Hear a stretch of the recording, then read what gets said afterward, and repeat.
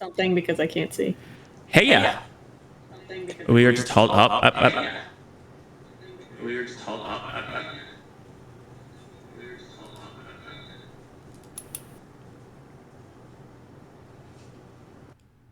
Okay, the thing I forgot that I said I needed to remember to mute when we went live and I could see my audio mixer, I didn't mute. So I did now. It should be fine. Hey, everyone. We're about 30 minutes late, all because of me. As you can tell, my camera is not entirely focused because don't know why autofocus won't work. And I was having all kinds of weird issues this morning, but they seem to have been resolved. They are definitely not Pip's fault, except unless it's black magic. Hey, happy Sunday morning. We're here to play a game about monsters and teenage hormones. Perfectly appropriate.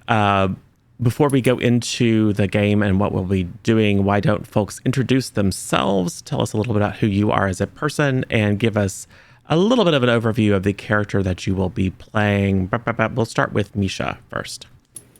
All right. I'm Misha, or Misha_lesson3 here on Twitch. You can find me on Twitter at MishaWeha. I like playing tabletop RPGs. So in this one, I'll be playing Ada, who is just a normal high school student and definitely not a ghost. I think that's good enough for now. So we head down to Piper. Hello, my name is Piper. You can find me here on Twitch and on Twitter and Instagram as Props Piper. I am playing Mia, who is a mortal, new in town, and hoping to find her true love. SJ. Okay. I'm SJ, or SJ Sidekick. I just moved, so that's why my background's different and my internet is not quite great right now. But I will be playing the vampire named Ava. So she's a bit cold, calculating. She's more concerned with her next blood source rather than love. So, but you never know. Yep. Tough. All right. Hi, I am 90 Tough Love, or Tough for Torfulton, or some other variety nickname. I'm also a variety streamer on Twitch. Recently came back, played some masks. Don't know when I'm doing that again, but it's fine. We'll just take another month hiatus. I am playing Kimberly, who is the Infernal. She's, sometimes you just really want to be popular, so you just strike up a deal with Satan, and then things go horribly, horribly wrong. So that's her life. She's having a good time. Okay. So how's that working out for you? A little bit of murder, a little bit of bloodshed. Hashtag girl things. Right. Hashtag girl stuff. Got it. Cool. And I am Zero Daylight. I run games here a couple of times a week and occasionally get to play them here when I can trick someone into running them for me. And also plug for after this, we're going to be over the Juices TV program and Lissa T channel for the conclusion of our four archaeologists failing hilariously at everything they try to do game. But about today. So we are using the Monsterhearts rule set, which is a Powered by the Apocalypse game. So if you are familiar with our Monster of the Week stuff and our Mass stuff and Brindlewood Bay and even the Fairy Tale Noir, that was kind of our own little hack of Powered by the Apocalypse, it should seem pretty familiar. The core conceit of the game is that everyone is a teenager who is a monster, except for the mortal, who is the worst of them all. And it's a lot about just like going to school and, the kind of influencing cliques and finding yourself and influencing others, etc. And coming to terms with your monstrous self. And there's, like, in the rules, every character has a sex move because these are horny teenagers. So because it's Sunday morning, we're just going to have a fade to black policy. So we can just like articulate whatever the sort of intimate connection It's like, oh, this is going to happen. Okay, cool, fade to black. And then focus on the traumatic and disastrous aftermath of said liaison, as opposed to focusing on the details. And because it is a game in which that sort of connection is inherent in the rules, obviously player consent is extremely important. So do not hesitate to just say, yeah, I as a player or the character is totally not down with it. And we can just articulate that in the scene. And although some of you may have powers to seduce others, it can be an emotional seduction. It can be a purely mental thing, but we're not taking any kind of uneven power dynamic into any kind of physical interaction for obvious reasons. So that bit of wokeness aside, let's go ahead and talk a little bit about how you find yourselves in Willow Bluff. You from here? Did you just move here?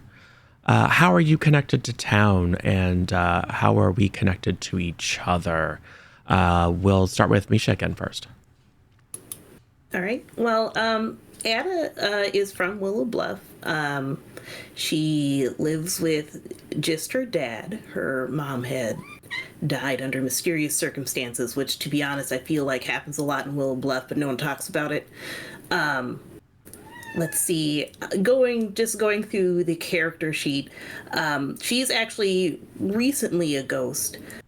Used to be just a regular high school student here at the academy. Here, let's see. I did an art.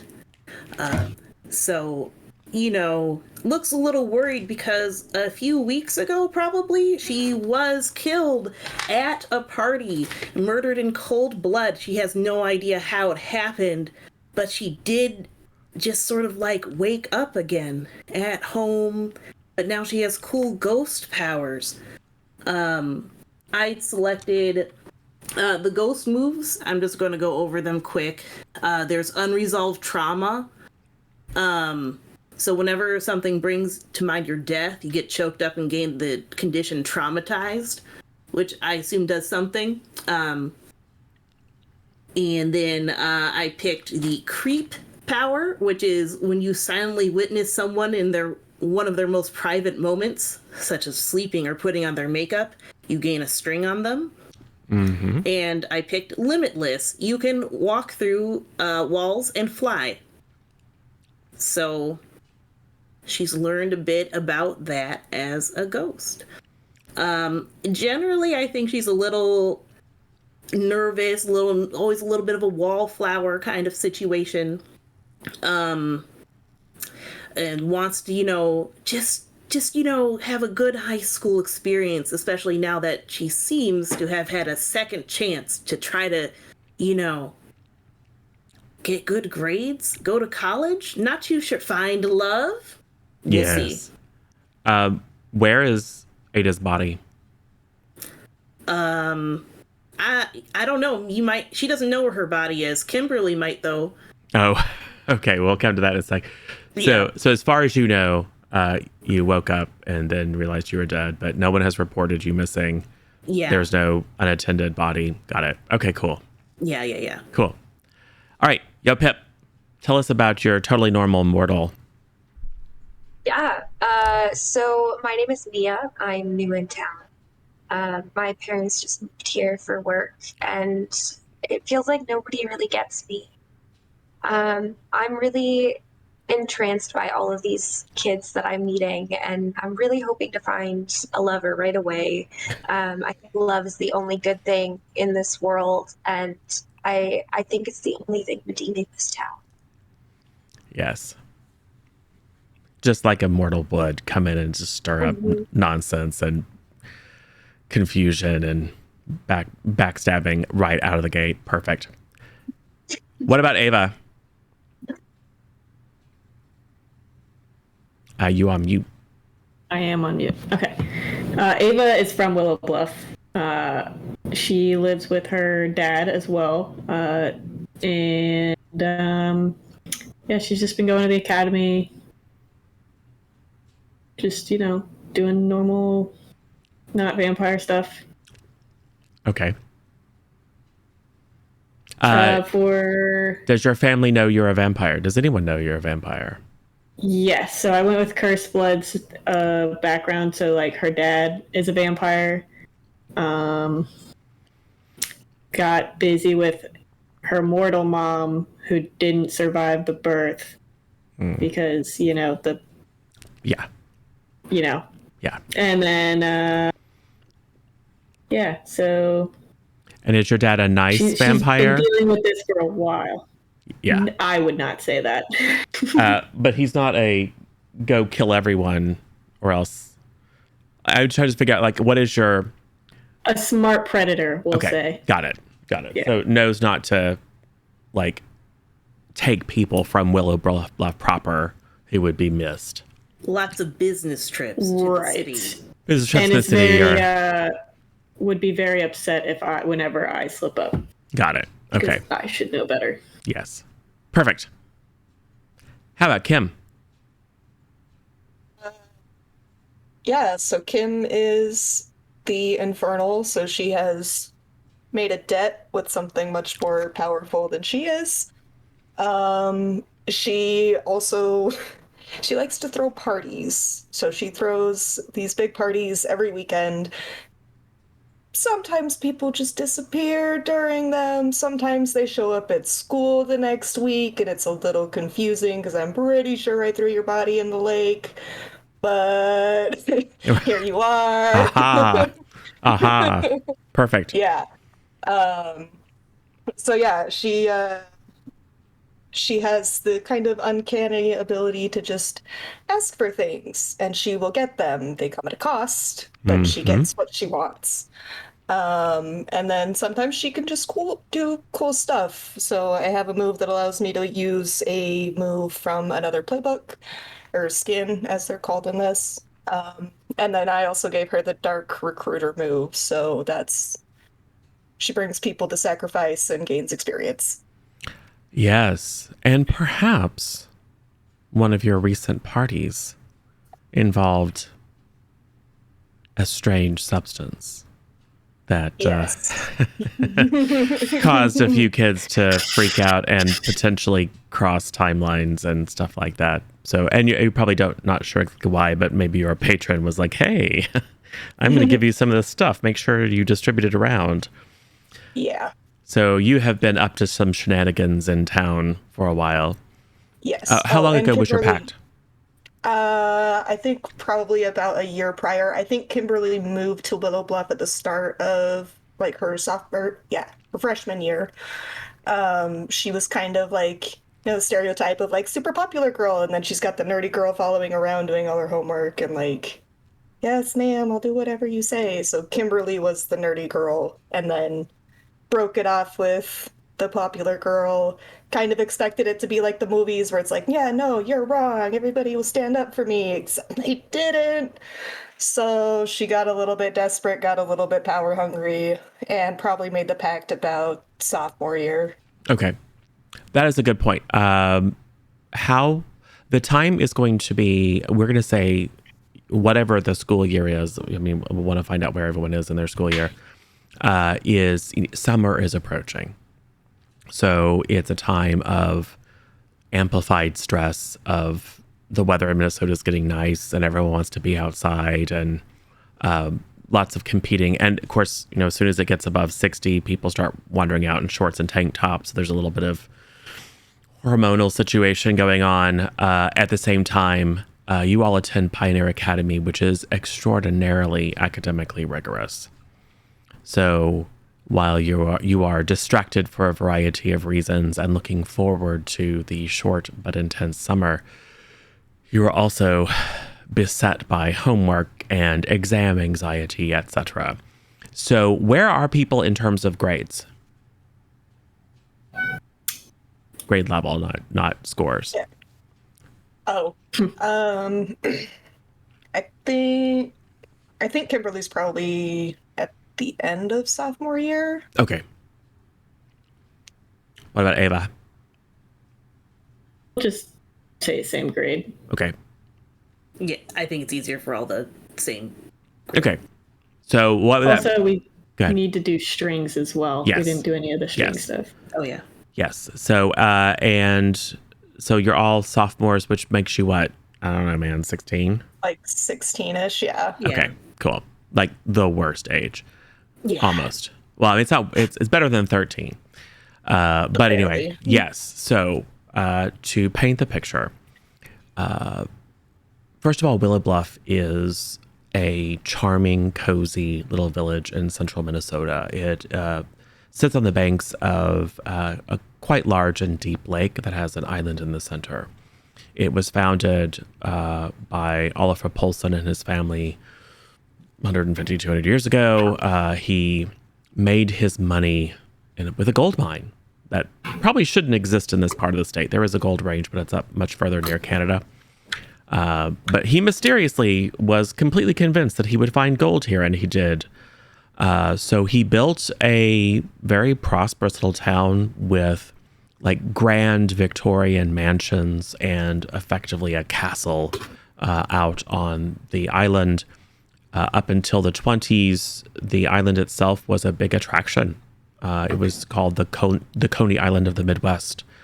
So lots of desirable folks, presidents and vice presidents and governors, etc., would come. And then some undesirable folks like Al Capone were known to hang out there. But then the Depression hit and the gold mine was played out and the town went into decline until relatively recently a mysterious company called Syntech moved into town and decided to create not only their North American operations center here in town, but also they built a big research facility out in the spooky woods to the west of town. That has reinvigorated the economy. It has also brought an influx of new people, which has started to bring to light some of the weird stuff that has always kind of happened in Willow Bluff. So the fact that people die and come back is like totally not new. That was like a year and a half ago. The Peggy Pulaski drowned and then came back, but now there's like hundreds of her. It's real weird. But most people in town just maybe out of some sort of desire to protect their own sanity, continue to pretend that it's a lovely, charming little village, unless or until the bodies start stacking up to the extent that no one can ignore it. There are 2 schools in town. There's the Willow Park School, which is a public K through 12, and then there's the Pioneer Academy, which is funded by Syntech. It brings in a lot of the children of executives of Syntech who seem to be predisposed to certain types of brilliance in a greater way than might be explained by pure statistics.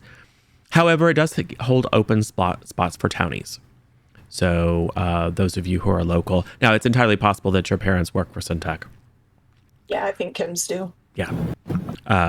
But there's still a little bit of a townie versus prep kind of vibe. So if you are both a townie and your parent is as an employee or executive at Syntech, you probably straddle that divide. But it is in a massive Victorian Gothic mansion in kind of the southern part of what passes for downtown Willow Bluff. It is spooky. There are gargoyles. It's just a mansion, so it's not a massive complex, but it's still somehow possible to find yourself lost. There's all kinds of weird nooks and crannies. So it has a certain vibe to it. But to the best of your knowledge, the majority of the students are normal, meaning they aren't monsters. But then again, who knows? So with that in mind, we know a little bit more about where you come from and your family history and like your grade. So some of the connections are that you probably are in the same classes. Let's talk through strings. Let's go with tough. Cool. So I owe debts. I need to give away 3, and I can divide them any way I like between the Dark Power and the other characters. I think the Dark Power gets 1, and then I think Ada gets 1 because you're not supposed to be here. I feel Right. a little bit like, and then I think I think Mia gets the last one. All right. So I'm And just then my last, go ahead. yeah, sorry, there is one more. Someone thinks they can save you. I think that's also probably Mia, because, mortal savior complex. Yeah. Yeah. Cool. Cool. So yeah, please keep track of those. All right. Ava. Mute. I am beautiful, so I gain a string on everyone. Oh, perfect. Yep. And then someone once saved my unlife. They gained 2 strings on me. So, I guess maybe. I don't know. I might need to come back to that one depending on I have a suggestion. backstory. Maybe go for it. It might make sense for Ada to have saved you in the past. If you want to have a string that might cause you to be interested in what happened to her.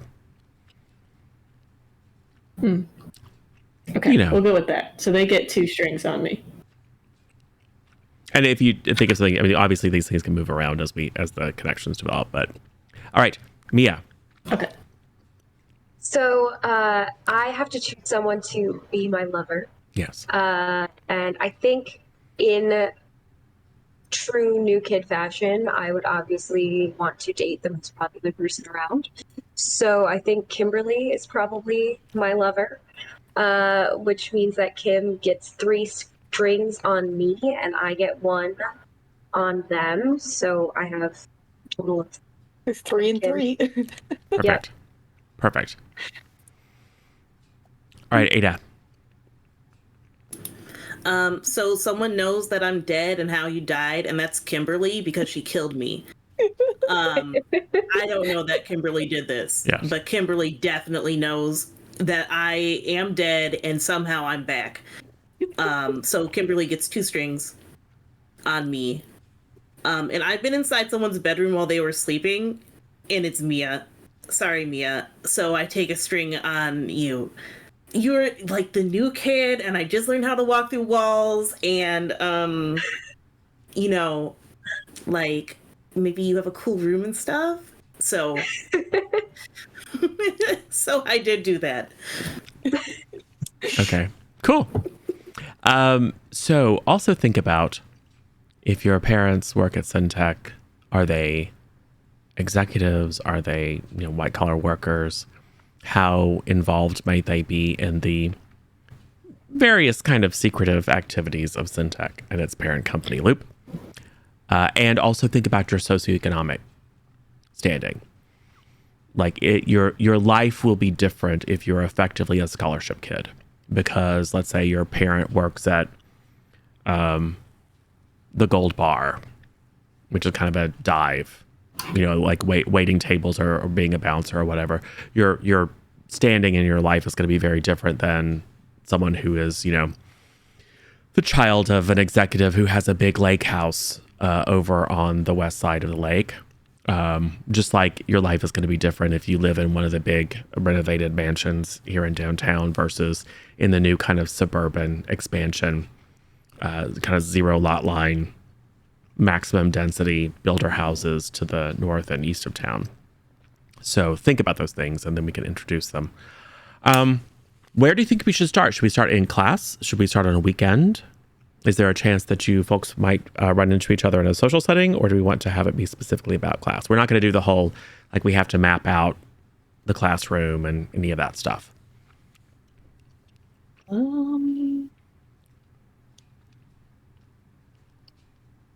Maybe like the Friday before the weekend, so in class, but almost there. Sweet taste of freedom on the horizon.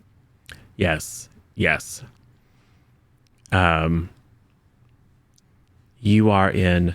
Who is your AP English teacher? Well, would you be taking AP courses in sophomore? I did. Okay, and it's the and it's, Yeah. and it's the Pioneer Academy. So sure, who is your AP English teacher?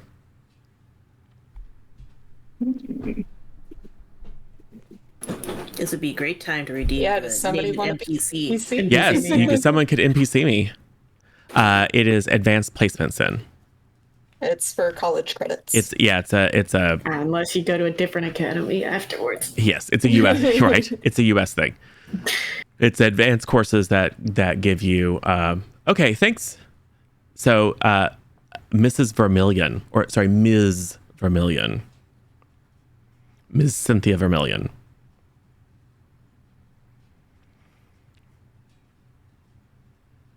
Is your English teacher. She is, she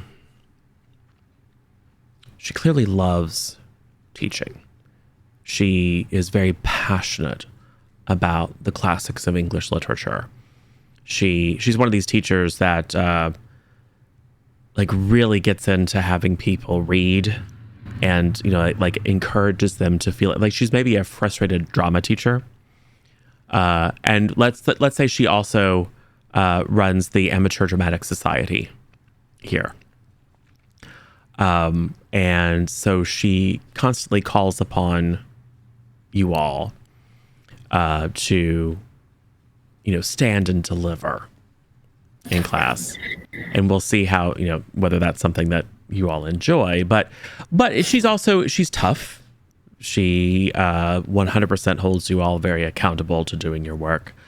And she prizes unique analysis. Like when you do a report on a book that you've read or on, you know, a set of Shakespeare sonnets, she wants you to dig deep and really interpret and think critically. So she's a very, very good teacher. But perhaps because her standards are high, for all four of you, this is one of your more difficult classes. For whatever reason, and it may vary by individual, it is very, very important to keep your GPA high. Whether that is because you might lose your place here and have to go back to the Willow Park School, which you know of some people who have done, and it's a real bummer, or because you and your family hold you to high standards and particularly, you know, are viewing your time here at the Pioneer Academy as a stepping stone to an Ivy League and then a grand career, etc. It's very important not to shirk when it comes to grades in Ms. Vermillion's class. And it's been hard. So, it's your second to last period. Class has been more of this kind of declamation. A number of the more jock style folks are, you know, maybe not that great at it. But there aren't any kids here that aren't smart.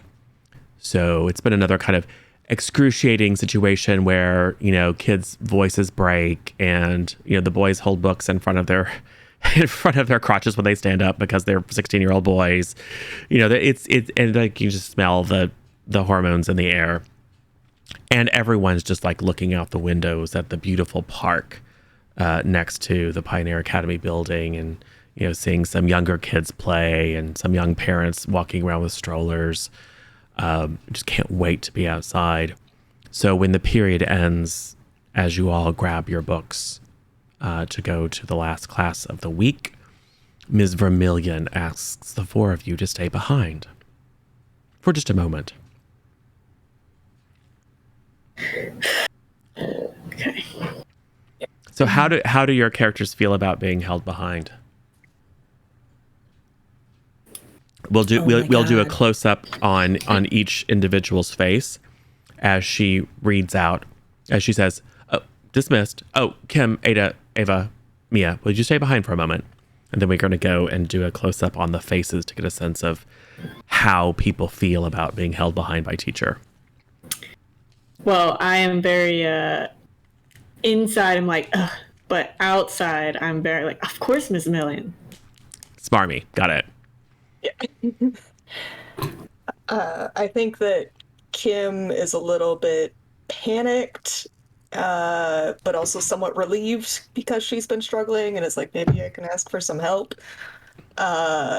So yeah, I think that's her. And she's like, yeah, of course. Ada's like, oh my god, she's going to fail me right now. We're all going to be escorted out of the school. No, but is quietly standing there. So we see a little bit of like clutching the books in nervousness. Yes. Maybe like Yes. not making eye contact. Got it. How about Mia? I think Mia's feeling very similarly to Ada. She feels like she's done something wrong but doesn't know it because she's still kind of figuring out how the new school works. And so she feels like she's going to get kicked out. Her parents are going to be mad. She's going to lose her scholarship. It's going to be a whole deal. Okay. So heightened anxiety. Well, girls, I have to say, thank you, one, for your consistent participation in reading. I know it's not everyone's favorite activity, but we have to do something to encourage the meatheads to embrace literature. So whether it's through competition or modeling, I appreciate your giving it an old college try. But I have to say, we have exams coming up, and I know how. Don't worry, none of you are going to fail. But it occurred to me that you might appreciate some extra credit opportunity to make sure that you close out the year with an A. Am I right? Yes. Well, so with the events of a couple of months ago and some of the other kind of disturbing tragedies around town, I think a lot of our students are feeling a bit unsettled. So it occurred to me that what we really need is a core group of individuals who do their darndest to keep student morale up. Now, I know this is a foreign concept to you. It's much more familiar to old fogies like me. But it used to be back in the day that schools would have a Pep Club to organize events and to show school spirit and to reach out to those students who might be feeling left out or sad in some way. So I would like to offer you the opportunity of forming such a Pep Club. Consider the next couple of weeks as we close out this year to be a trial run, and if it goes well, we might establish it formally next year. How much extra credit are we talking about here? Well, it's probably the difference between a B and an A, Ava. I'm in. Yes. I would be delighted. Now, this is not going to, you still are going to need to study and do well on your final exams. This is not a get out of jail free card, but you're all very close to on the bubble. You all are consistent performers with regard to your tests. I'm assuming that you're all going to perform admirably on the finals. So if you really want to lock in that A, this is a perfect kind of extra credit situation. Yes. Does anyone have any questions? Is there something specific we need to aim for? Like an actual, like, is the school gonna have us do a pep rally or something? Like, is there allotted time? That sounds like a marvelous idea, Ava. Why don't you put that at the top of your agenda?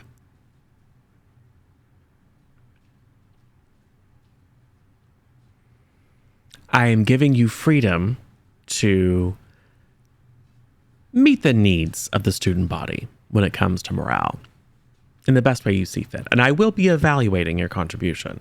This is not a, make a couple of signs and get a couple of extra points on your grade. This is a chance for you to demonstrate leadership. And I think you all have it in you. So, a pep rally is certainly a good idea. Bake sales, cakewalks, music competitions, really anything that you can think of. You might even do some research about, the historical origins of pep clubs and things that have worked effectively in the past.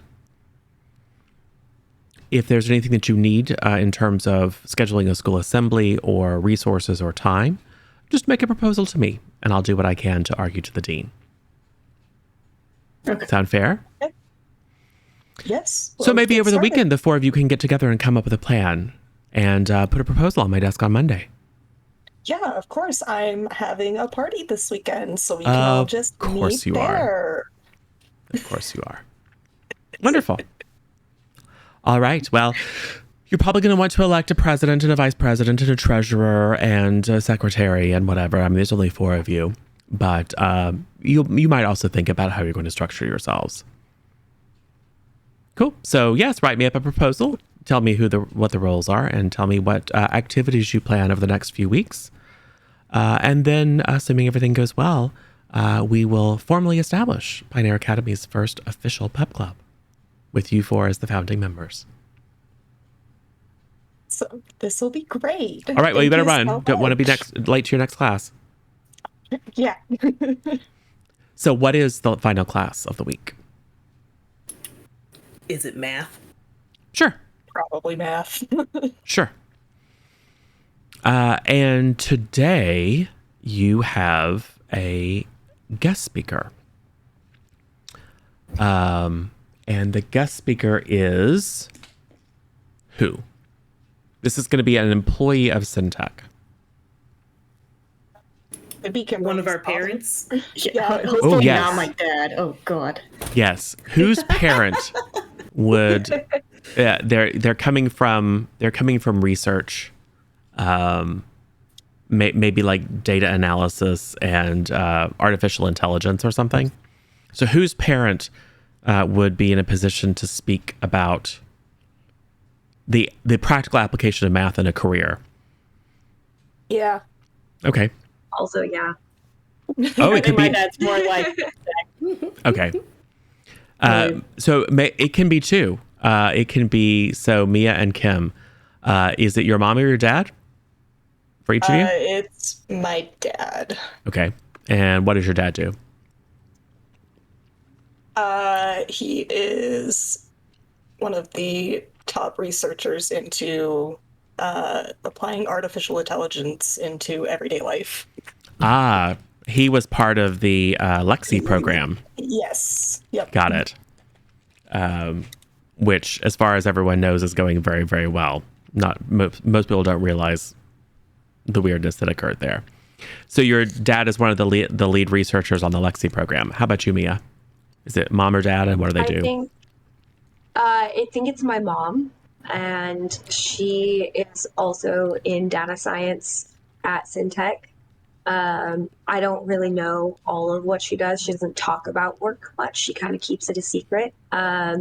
She doesn't really tell us anything. But she knows that it's a really high pressure position, and her mom is really stressed about both her looking good and Mia upholding the family's reputation at school and in town. Got it. So Mia's mom is being super extra. Mm-hmm. Like extra. Like saying hi to all the kids as they come in, saying hi to Mia, like waving, and maybe like, taking a little sack over and putting it on. And it's like, here's a snack for later. And just being like very like, I am A+ mom and I'm A+ researcher, etc. How is Kim's dad behaving? Also, can we pull SJ back in? She got booted. Okay. Yes.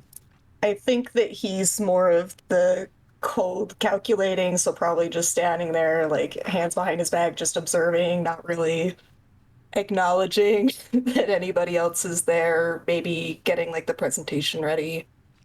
Probably doesn't, like, maybe acknowledges Kim when she walks in, but yeah, probably like looks up and gives you a nod, and then goes back to and it's organizing like, a flip pad with the Yeah. presentation. And meanwhile, Mia's mom is like fiddling on a laptop, and it's like, honey, can you come over here and show me again? I can't get it out of presenter view. I want to be able to see my notes. You're so good at this stuff. I think And then she turns and Mia- randomly looks at some other student that you don't know. She's kind of like my own personal IT. She's so smart. If you have any computer problems, you might talk to her about them because she's like a savant. And this kid's like, sure. And then looks at you like, Great. Yeah, Mia's loving all this extra attention. No, she is miserable. So she goes up. She kind of like trying to hide herself as much as possible, and just get it done super quickly, and darts back to her desk. thanks, sweetie. You're the best. Yeah, you got it. Are Mia's mom and Kim's dad currently married? Yes, but it's not Yes. a great relationship. I think also yes, but Mia's dad is like the really lucky one, and Mia's mom is just so distracted with work that the relationship is starting to crumble a little bit. Well, Okay, so Mia's mom, and then you guys are dating? Yep. I'm going to just assume that they don't know that. Do you tell me? Is it super public? Is the fact that Mia and Kim are dating a super public thing? Is it new? I think Kim definitely would have publicized it. She's like totally Yeah. capitalizing on being like, yeah, I got the new kid, and like she's just amazing and wonderful, and we're just so happy together. Okay. Yeah, I think it's pretty public, at least as far as school. I don't know how aware the parents are. Yeah, I don't think that I really tell my parents about this stuff, but they might have caught wind. It's a small town. All right. Well, Kim, you observe your father making a very subtle move on Mia's mom. And Mia, you observe that your mom seems charmed by Kim's dad. And I mean, to be fair, many people are charmed by Kim's dad. But in this moment, maybe it's just out of her nervousness. Maybe he comes over and rests a reassuring hand very firmly on her shoulder, and you can kind of see her blush a little bit. There's a palpable something. And we'll even say that a few of your classmates kind of start to, Oh, it's not super overt. They don't like start making out the head of the class, but it's clear that Yeah. there's some chemistry happening. yep. Ava's definitely one of them. It's like, especially because those two are dating and the parents are dating, I'm definitely making snide remarks about that in the back. And the thing is, they're both married and not to each other. So it's a little. It We is gotta break them up. that might be something that you want to do, because at least, yeah. So we'll see. All right. So the presentation goes on without a hitch. It is. Who is the best mathematician of the group? I mean, I get good grades Kimberly loves math. because, yeah. Okay. Does everyone love math, or is there someone who doesn't love it? Mia does not love math. Okay. Yeah, this is probably super boring to Mia. So you're maybe hyper aware of like the fact that your mom is like touching her hair more than she should, and like casting sly glances at Kim's dad. Like particularly when he steps forward to do a presentation and is pointing at his old school flip chart, and like bends over to like pick up a marker he dropped or whatever. She's clearly checking out his butt. But your mom, she thinks she's being sly, but it's like super obvious. Yeah. And some, some random kid will lean over and just like, I think your mom has the hots for Kim's dad. Awkward. Shut up. Cool. So it is a relatively it's more of like a guidance counselor style. They don't go into a lot of the technicalities of the math. And when they do, it tends to be very, very high level. Like they go from, this is why you should study STEM because you can get a good career, etc. And then let me show you the algorithm I'm working on. And then it goes over everyone's head. I mean, Kim's eyes kind of perk up, but even then it's quite advanced.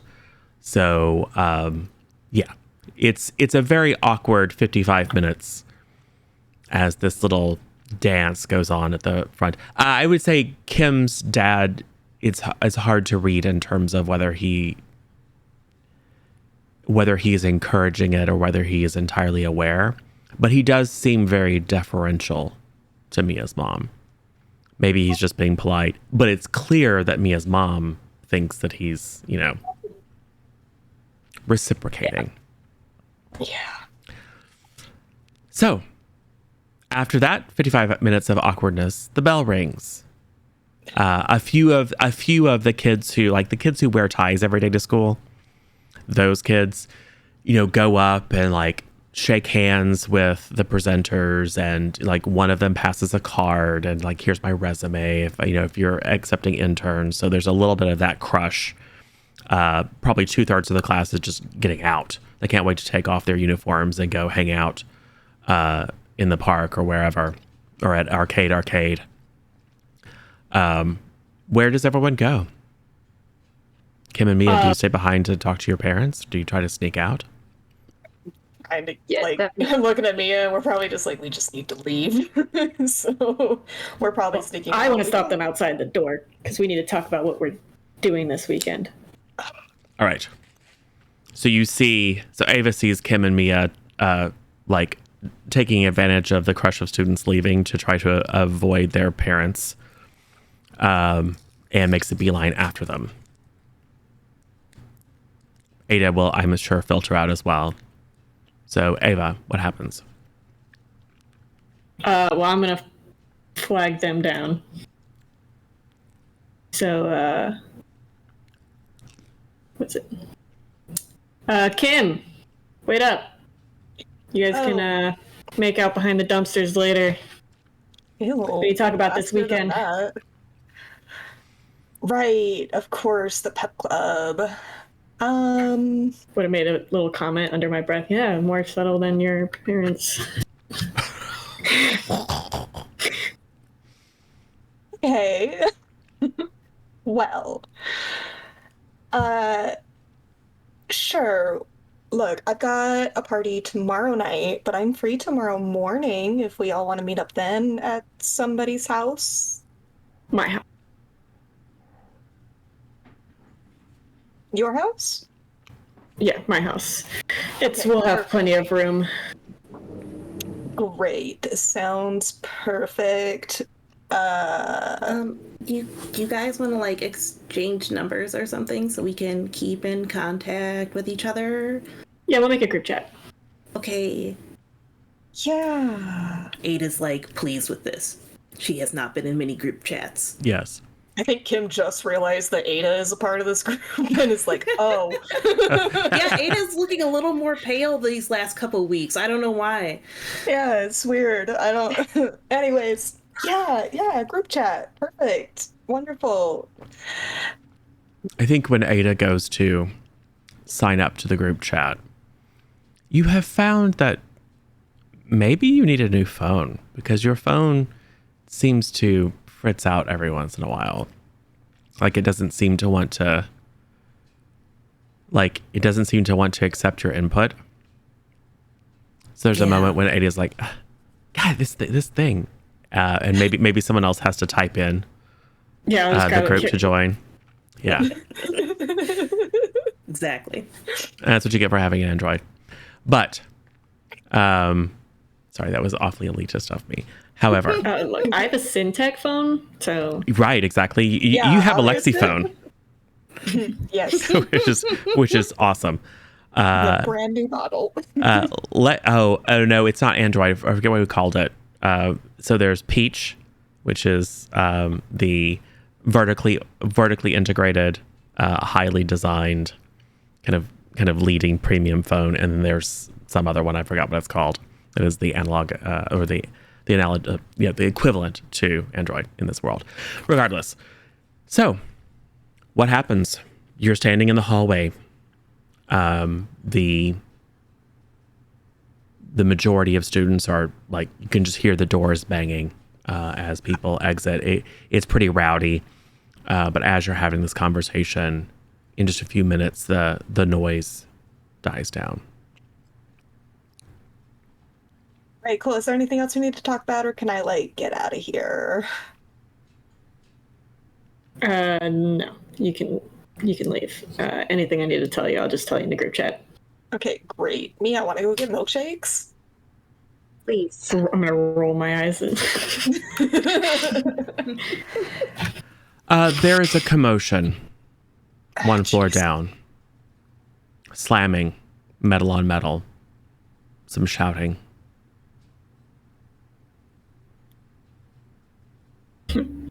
I'll go check it out. I'll be like, come on, Ada. Oh, okay. All right. So you go down to, we'll say, the second floor.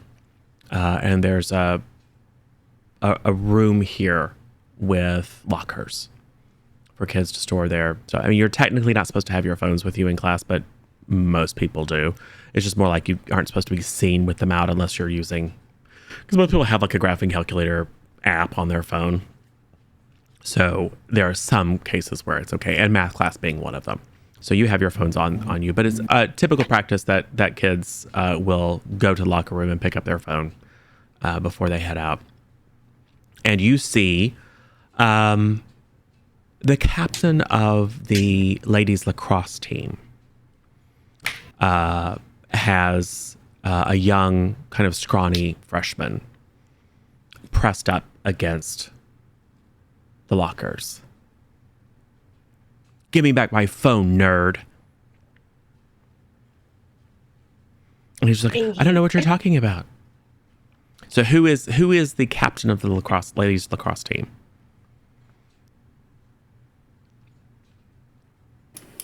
Does someone want to redeem NPC me? We'll give a second. Now's the time. Or we can just come up with a name.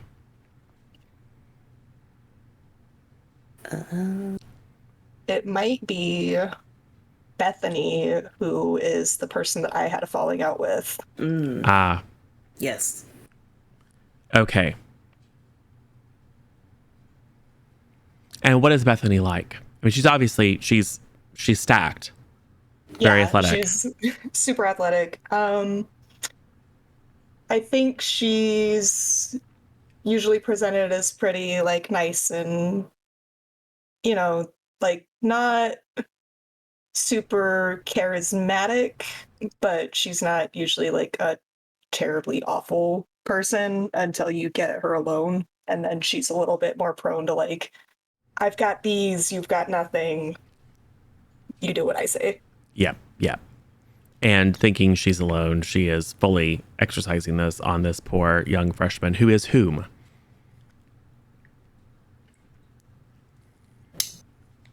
I don't know. I feel like the name is probably rhymes with like burrow or maybe like Moreau or Okay. something like that. Right. Moreau is last name, but that's what he goes by. He is his parents are also recent transplants to town. They had worked for Syntech operations in Montreal, and they have recently relocated here. He has a little bit of a Quebecois accent, and is kind of your stereotypical nerd. I mean, he's got his jacket is off, but he's got like little suspenders, and he's got a little, a pocket protector with some pens in it, little glasses,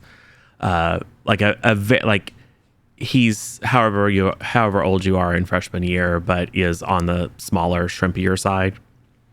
To the extent that Bethany's having no difficulty, like with her hand around his shirt collar, like slamming him into the lockers, and his feet are leaving the ground. And she is red in the face. I think even Kimberly, who has seen some of her more physical side, is a little shocked at how just enraged she is. What happens? What's Ada's expression right now?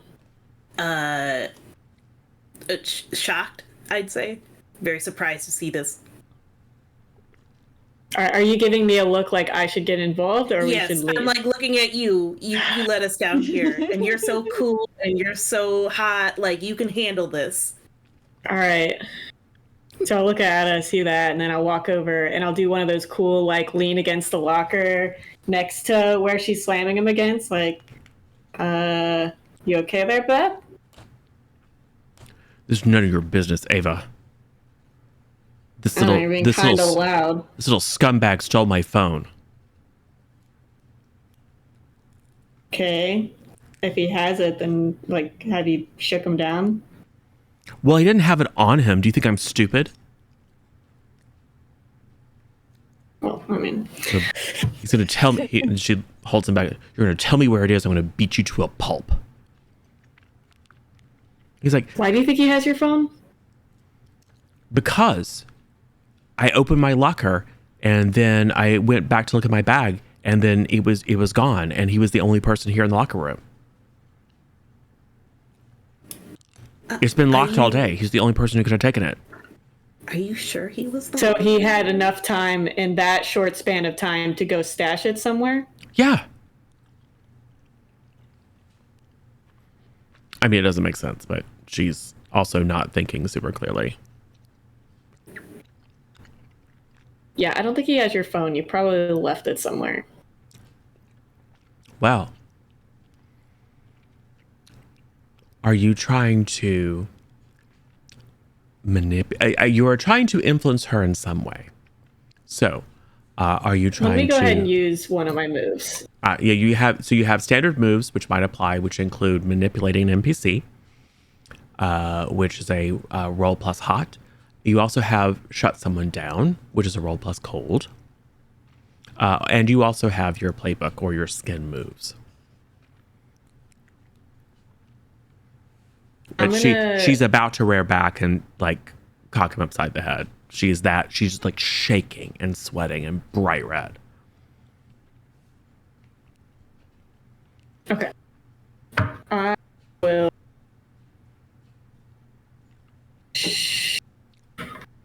I'll shut someone down. Okay. A roll plus cold.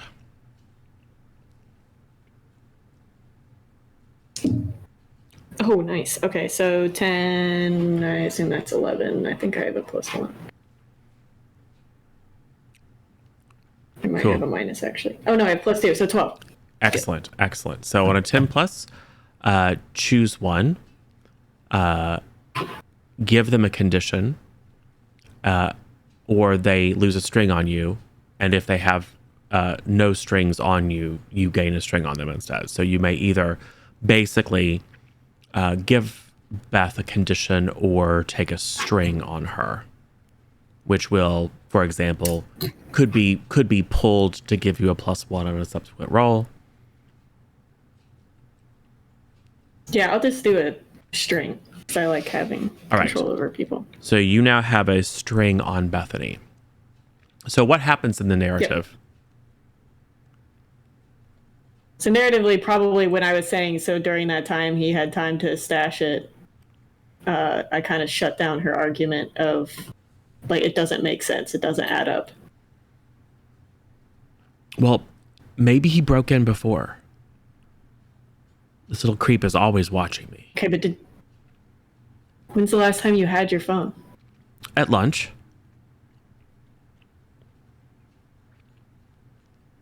Look, I have to get it back. Why would... Okay, so don't you think looking for it is probably more productive than just slamming this kid against the locker? The dude's terrified. He's probably already pissed his pants. Yeah. If he had it, he would have told you.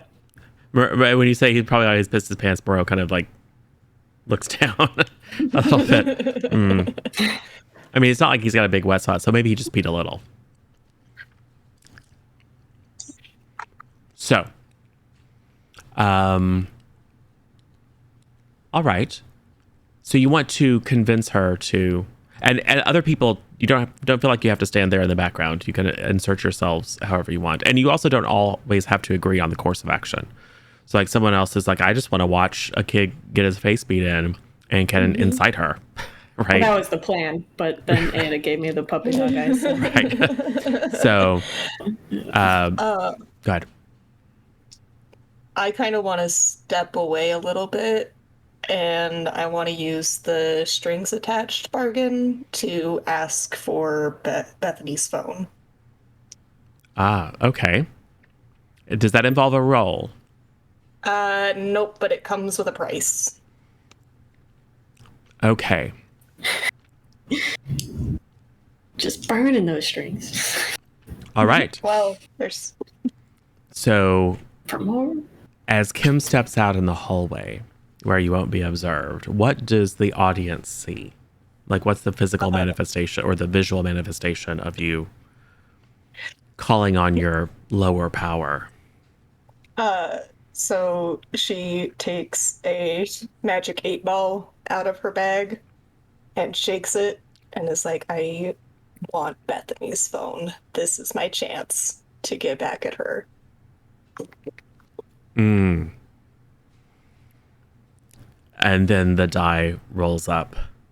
The outlook is mixed. And maybe there's this black smoke vapor that kind of comes out. Maybe a bit of a smell of brimstone that briefly infiltrates the hallway. And you feel a pressure suddenly in your back pocket. And you also feel the ties that bind you to your patron grow stronger. Like maybe there's the faintest echo of a sinister laugh as you put yourself one step closer to damnation over a phone. Yeah. You know. Just girl things. And then somewhere there's some of those devils like, man, this is going to last like a week. If she keeps doing this, I mean, geez, I was hoping this would play out over a couple of months at least. But yes. Cool. I'm gonna take the phone out of my pocket and stash it in my bag for now, and then return to the group and just kind of watch. As you pull it out of your pocket, you can see that it is unlocked. And the screen shows the photo album. Come on, I'm hanging out in the hallway and I'm looking through it. The photo album is, I mean, it's selfies. It's a lot of selfies and a lot of shots of the lacrosse team, things that you would expect. But there is a hidden album. Tap into that. So you open it up.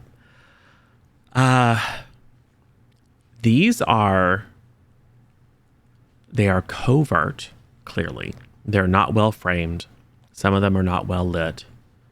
And there doesn't seem to be an obvious theme. Like it's not the same people over and over. It's almost like these are like accidental shots. Because like some of them are at weird angles. Some of them, like what obviously is meant to be the focus is instead it's someone's back in the hallway. So it takes a moment or two for you to begin to understand what this is. This is a lot of photos, thousands and thousands of photos of various different people around school, including teachers and staff, in private moments, handing each other things, having conversations out in the park. Some of these are actually clearly taken off of the school campus, like people having dinner, or like kids, like Like you get like one of them is very obviously a shot that someone took of some kids in their own backyard, like by lifting the phone over. So she is clearly taking surreptitious photos of a number of people associated with the school and some that are just around town. Ooh. I'm gonna take not all of the photos, but yeah. There is one photo from a few weeks ago. There's a lot of noise because it's taken at night. You can see like just the kind of sparkle of the town lights of Willow Bluff in the distance. And just the vaguest hint of a shape. Well, two shapes. There's someone carrying something that looks to be heavy and large.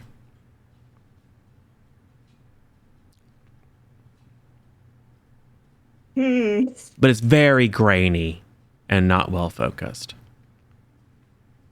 Cool. I'm gonna take that photo and send it to myself. Okay. And then delete it. Okay. And then probably just pick a few random ones to also send to myself, and then shut it back down. Yeah. Is there anything else of interest on the phone? I mean, there's all of the contacts. There's like her notepad and her schedule, and there's probably, I mean, like any teenager, if you were able to get all this stuff on their phone, there'd be plenty of incriminating things. Yeah. Cool. Taking a bunch of that too, like screenshotting it and sending it. Yeah. Also to myself, and then I'll shut the phone down and go back, and I'll kind of like wait for a moment when everybody's distracted, and then like set it on the floor and kick it so that it's like pushed up against one of the lockers. Be like, Beth, your phone's right there. Okay. I think this is a somewhat tense situation because you don't want to be caught with the phone. So I think I would like you to hold steady. Just as a way of getting a sense of how nonchalant you can be. Okay. Is that keep your cool? Yeah. Is that where I'm looking at turn someone on, hold steady, shut someone down, lash out physically, run away, gaze into the abyss? Are you on Monsterhearts 2 or 1? Because I'm on 2. It's the same move. Okay. Yeah, I just wanted to make sure it's roll with cold, basically. Yeah. Got it. Okay. Yeah, the names. There are 2 editions of Monsterhearts 1 and 2. They're basically the same, but they retitle some stuff. I got a 7. Oh, all right. So you do keep your cool. So you get to pick one of ask me a question about the situation, remove a condition, or carry one forward in the scene. But you are going to gain a condition terrified. Which, I mean, you didn't have to be like, oh my God, I'm dying. But it's just like, I'll narrate how, but it does impose a condition upon you. Okay. I will take one forward. Okay, cool. So yeah, you're going in all nonchalant, but you can't stop seeing. It's less about your ability to kind of slide the phone over underneath something and more about like worried that she knows. So you're in a little bit of a flop sweat as you try to pretend to be nonchalant. So go ahead and note that you have the terrified condition. Unlike the little rules aside, unlike some of the other Powered by the Apocalypse games that have conditions like masks, where conditions impose a specific penalty against a type of move, a condition is just something that I or an NPC or you can use narratively and can do things like impose a -1 on a roll where appropriate. So you're a little shaky. However, you accomplish the goal. And she, what? And then she kind of tosses Moreau to the side. He kind of crumples like a sack of potatoes. That one's for you, Sin.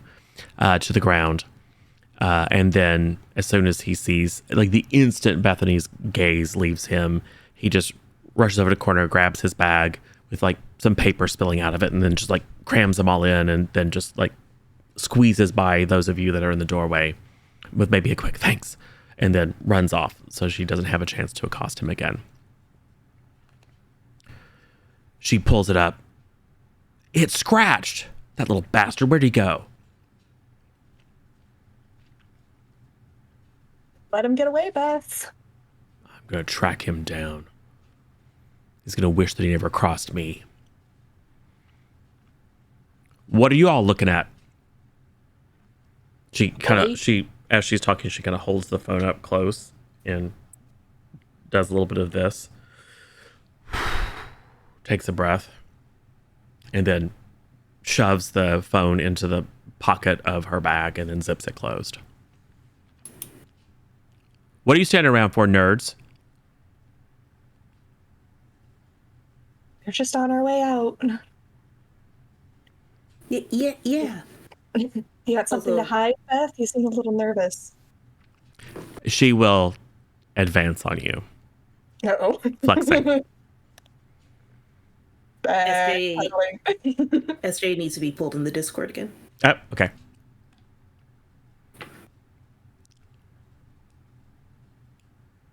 SJ's back in the Discord. Cool. So, Ava, Beth is closing on Kim, who just said, do you have something to hide or something? And Beth looks like she's about to go.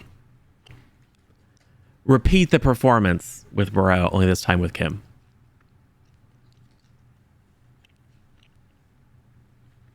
What are people doing? I'm going to... What was that? What are people doing? I hide behind Ava, except that I'm actually pretty tall, so it doesn't really work well.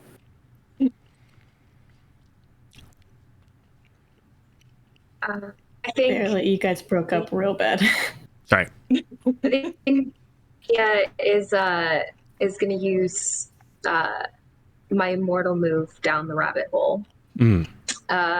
Poke my nose in a little bit, which means that someone's going to get a string on me and I'm going to get experience. But okay. I'm gonna like stick my nose in and try and shut her down. Is there a roll for that? There is, yes. Roll it up.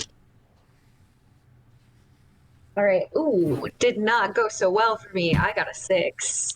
Oh no! Well, boons. We do have boons, so you could use one minor boon to raise that by 1 to a 7, which would be a partial success, or you could use a major boon to reroll up to both of your die. Let's use a minor boon. Just make it a 7. Cool. So that kicks it up to a 7. What is the text on your move say for a 7 to 9? So on a 7 to 9, choose one from below. Either they lose a string on me, they have no strings on you, gain 1 on them, they gain a condition, or I take 1 forward. And someone involved in the situation also gets a string on me. Okay. So I think Kim probably gets the string on me, be my guess, because I'm trying to step in to help Kim. Yes. And then I think I also get a condition on Bethany. Oh, so Bethany gets a condition. So narrate how you intrude. So I think I kind of like stick my hand in a little bit, kind of like just like lightly on the shoulder, like push Bethany back, just lightly, not firmly, because I am not nearly as strong or athletic as she is. And just kind of say like, hey, I think you really need to take a step back. Just like very chill, very cool. you need to take a step back. Okay.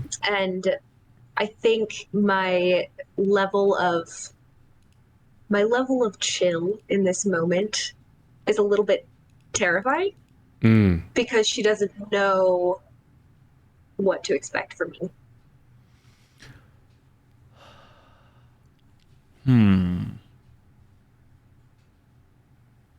I'm prepared to step in if that went horribly wrong. Yeah, I don't know how it'll go, but just from Ava's perspective, like someone's super mad and you put the hand on the shoulder, I'm like, oh god. So I think the condition that you will place on Beth is out of control. okay. So you in that moment of calmness, it causes her to self-reflect for a second, and she knows that she has been seen, basically bullying. So what gives her pause is that she now is, at least for some people, labeled like she's someone who's out of control, or bully. But I think in this case, it's more about her anger getting the best of herself than it is about her just randomly seeking to cause people fear and distress.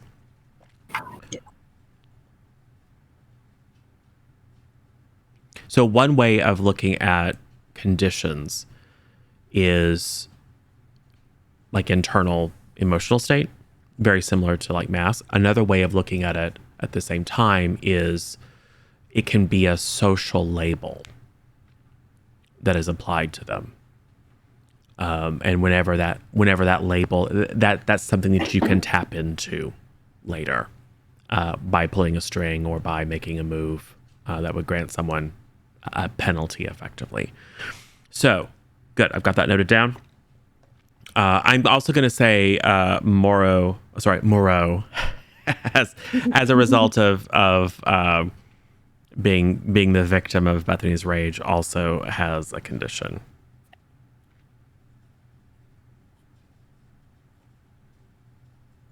Cool. Yeah. So she's still real pissed, but you see her kind of look around and at the four sets of eyes that are looking at her, and she starts to realize that this does not make her look really good. So she just, whatever, and then grabs her bag and then shoulder checks Kim on the way out of the room.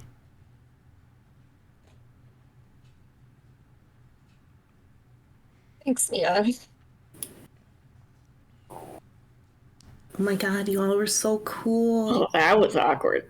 Lucky that phone was there. Yeah. I mean, it's totally like Beth to not notice something right in front of her face. I mean, I was looking around the room and I didn't even see it myself until just then. It's so weird. Yeah, Ada, Yeah. you were looking around the room and it was not there. You're fairly certain it was not there. Oh, yes. I'm surprised you didn't keep it, considering your history with her.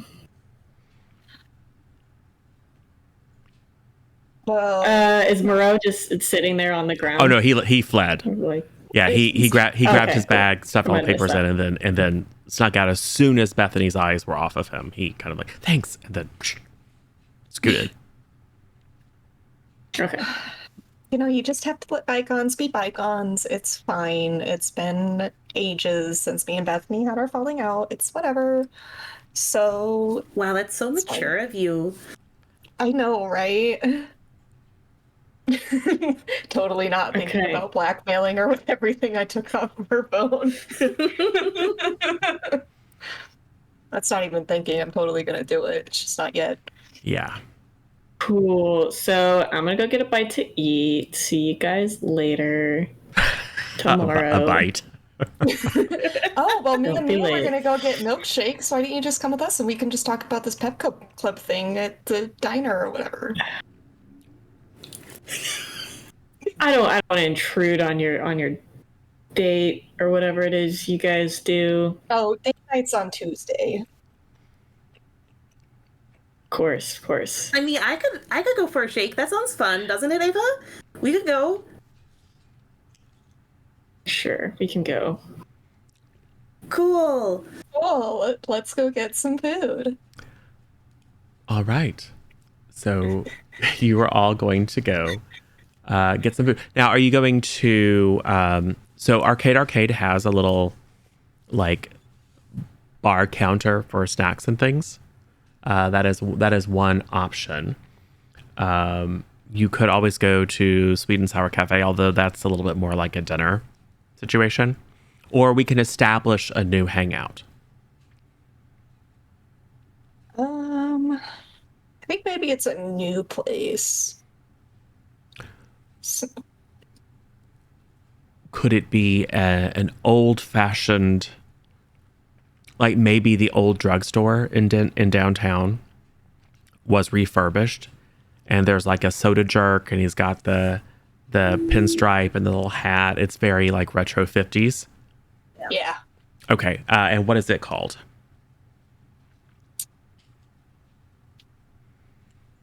Great question. Steak and Shake, but it's spelled STAKE. Okay. Sure. Not really. I mean, it's fine. I'm just kidding. No, it's canon. It's the old steak drugstore. The family name was Steak or Steaks drugstore. So it's like an in joke that it's the old steak drugstore that is now the Steak and Shake shop. Cool. And you have to explain it to out-of-towners all the time. It's like, what is it? Well, no, even better. So it's like it was the gold steak because that was, you stake your claim to the mine. So it's an allusion to the old mining history. It definitely doesn't have anything to do with staking vampires in the heart. No. Except maybe it does. We'll see. We found the vampire hunters. Yes. So you head over to the Steak and Shake. Do you grab a booth? Do you pull up to the bar? I think we grab a booth. Is there anyone here that you know? I mean, I'm sure if there's a shake place close to the school and it's a Friday after, there's probably plenty of kids from our school that are just hanging out. And I'm going to say that one of you that is from Willow Bluff, the person behind the counter is someone that you grew up with, that you know pretty well, who applied to Pioneer Academy at the same time you did, but didn't get in. I can take that because I kind of figure at this point I'm scholarship in at Pioneer Academy because my dad doesn't work for Syntech. Yes. So Ada, who is the soda jerk? Names. The worst. Let's go with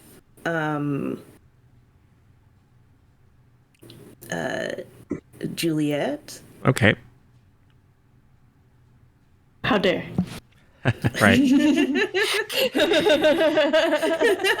So Juliet is, probably having, looking a little bit, she's like her hair's come down a little bit. She's done up to look a little bit 50s-ish, and the outfits are a little bit retro.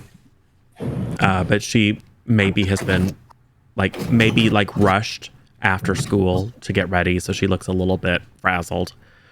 And there is a crush of students from both Pioneer Academy and from the Willow Park School. So she's, busy taking orders and, passing pieces of paper back to the kitchen. And it's a little bit hectic, as usual, when a gang from Pioneer Academy walks in. And I mean, you've probably undone some of your uniform, so you're looking a little bit more casual, but you haven't changed. So it's very obvious that you're Pioneer Academy kids. And some of the townies, look you up and down. Not in a threatening way, but there's a little bit of tension. Palpable. And you see a few other students from Pioneer, and they tend to, congregate together. You don't see any tables where you have kids from the separate schools intermingling. And as Ada walks in, you see Juliet clock you, and a complex series of emotions cover her face. Like the first reaction is, "Oh, hey, it's Ada, my friend," and then it's like, "Oh," as she remembers that maybe there's a little bit of simmering resentment there. I give her a small wave. She just kind of turns around and, "So what were you having?" Cold shoulder. Yeah. What happens? Take a water, diet, you know. I thought you were gonna get something to eat. Yeah, not this fast food junk. Okay. Ava says that very, very loudly, and Juliet kind of glares in that general direction. All right, cool. Ada, Mia, what do you want? I'll go order. Oh, I'll take a strawberry shake and some fries. Oreo shake, please. This is gonna be interesting. Okay. Yeah, so I'll go up to the counter and try to flag someone down so that I can place our food order. Yeah. I think Juliet will make you wait just a little bit, but then as soon as like she can't not make you wait anymore, because as soon as it would become obvious that she's ignoring you, she turns and says, "Welcome to Steak and Shake. How can I delight you today?" Yeah, can I get just a large platter, a large strawberry shake, a large Oreo shake, and another large strawberry shake with a side of fries? We're out of Oreo shake. Convenient. Ada. They're out of What? Oreo. I'll Does walk. anybody else have Oreo shakes Yeah. like around? Yeah. Like, I'll walk over and be like, "Oh, could I get chocolate?" Sure. So Thanks. she'll write it down. Order of fries. And she'll go and fill up a water. Here's your water. And then like very kind of matter-of-factly spins up the machine to make the strawberry and chocolate shake. There, like the Oreo shake is basically just like a vanilla shake with crushed Oreos in it, and there's crushed Oreos right next to it. It's very, very clear. She knows that that's Ada's favorite. Yep, yeah, it's pretty obvious. Anybody with eyeballs. It's fine. Will there be Ada, anything else? That'll be $8.50. Yeah, whatever. I'll take out like a 10 from my wallet, pass it over, and I'm gonna need the change back. She just pauses and looks at you and looks at the tip jar. Fine. And She goes and makes change. And Ada goes and digs in her purse and grabs a couple of crumply ones and dumps them in. Kimberly's sitting there thinking like, this fight was so easy to kill you.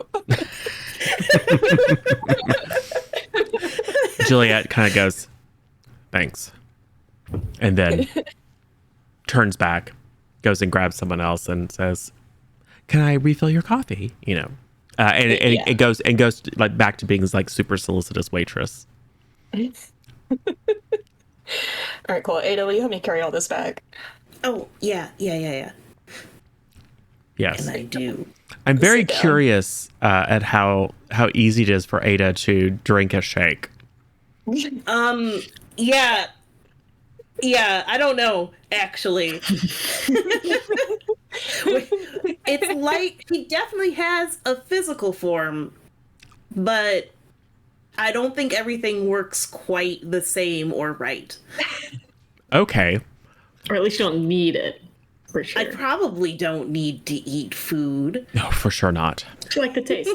And you have If you the can taste it. you have the ability, and we'll say your natural state is somewhat less than corporeal.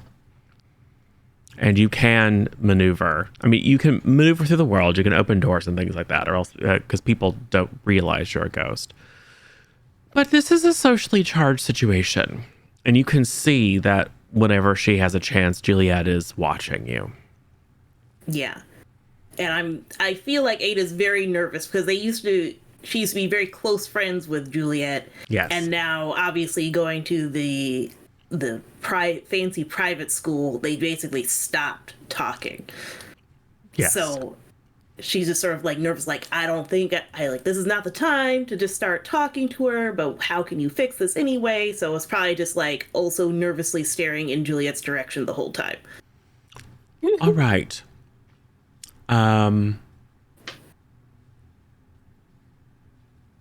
Why don't you just hold steady for me? Okay. And what's that adding? Cold. Okay. Gonna drop that chocolate shake off. Well, yeah, drop it or try to drink it and fail. We'll see. So I rolled a 4 and I have 2 cold, so that's a 6. Would you like to keep it? Let's see. I think we still have a minor boon. Yes, we do. I will use a well, minor let me boon. double check. Yeah. I think we do. I think we do. But if we do, I will use that to just bump Yes, it up we have to one 7. minor boon. Okay, cool.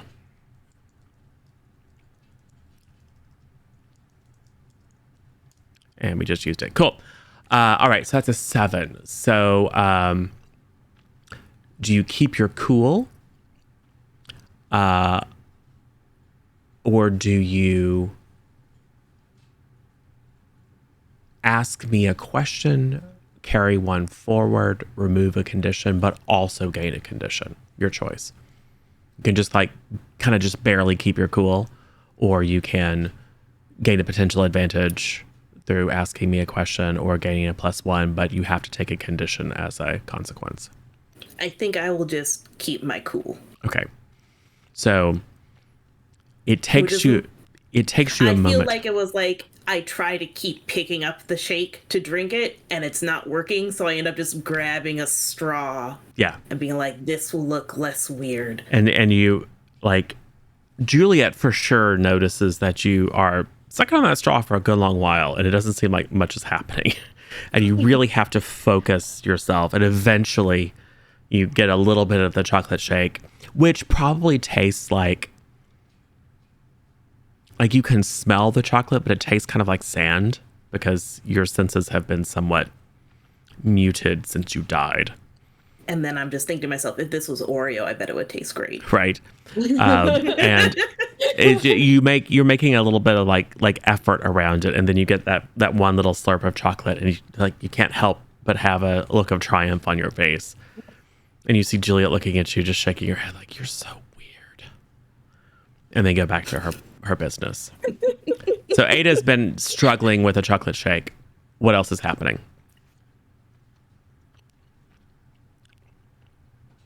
Well, if they came back to the table, I'm getting right to business. So what are we going to do for this pep rally? Like, do we have to do a pep rally, or could we do? I don't know. Event? I feel like a clash of classes would be cool. Like competition always gets people excited. You know, you have the freshmen versus the sophomores versus the juniors versus seniors. Could be like the final send-off before summer. Yeah, and like every class, so we have the school colors. So someone's like one school color, another school color, and then like white and black because with any school color, and that'll be, and then everybody in the class dresses in their color. Yeah. Okay. And then, like, do we compete with like normal games, or do we make it a bit more academic? Like, Ew, no, normal games. Fine. But a math competition.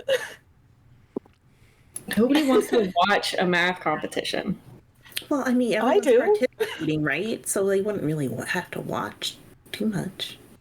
Besides, you take different classes. It would be too logistically demanding, you know? I guess that's fair. So okay, cool. So what kind of game? Yeah, go ahead. Yeah, so like what kind of games? Or You know, it's kind of like the stuff and you do like field day when you're younger, like tug of war, and then those like quirky little relay races where you like have to like pop a balloon and then you go to the next person, they have to do some other weird thing, or they spin with the bat, you know, those kind of things.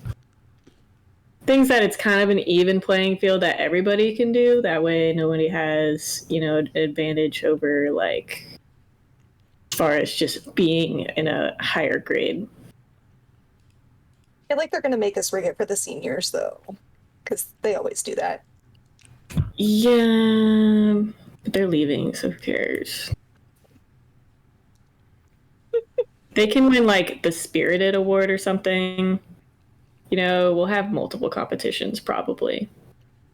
Okay, You know, so like, we'll probably do like an actual pep rally where, you know, you get people excited and then whoever's the loudest, you know, they get the stupid little spirit baton or whatever it is that we make.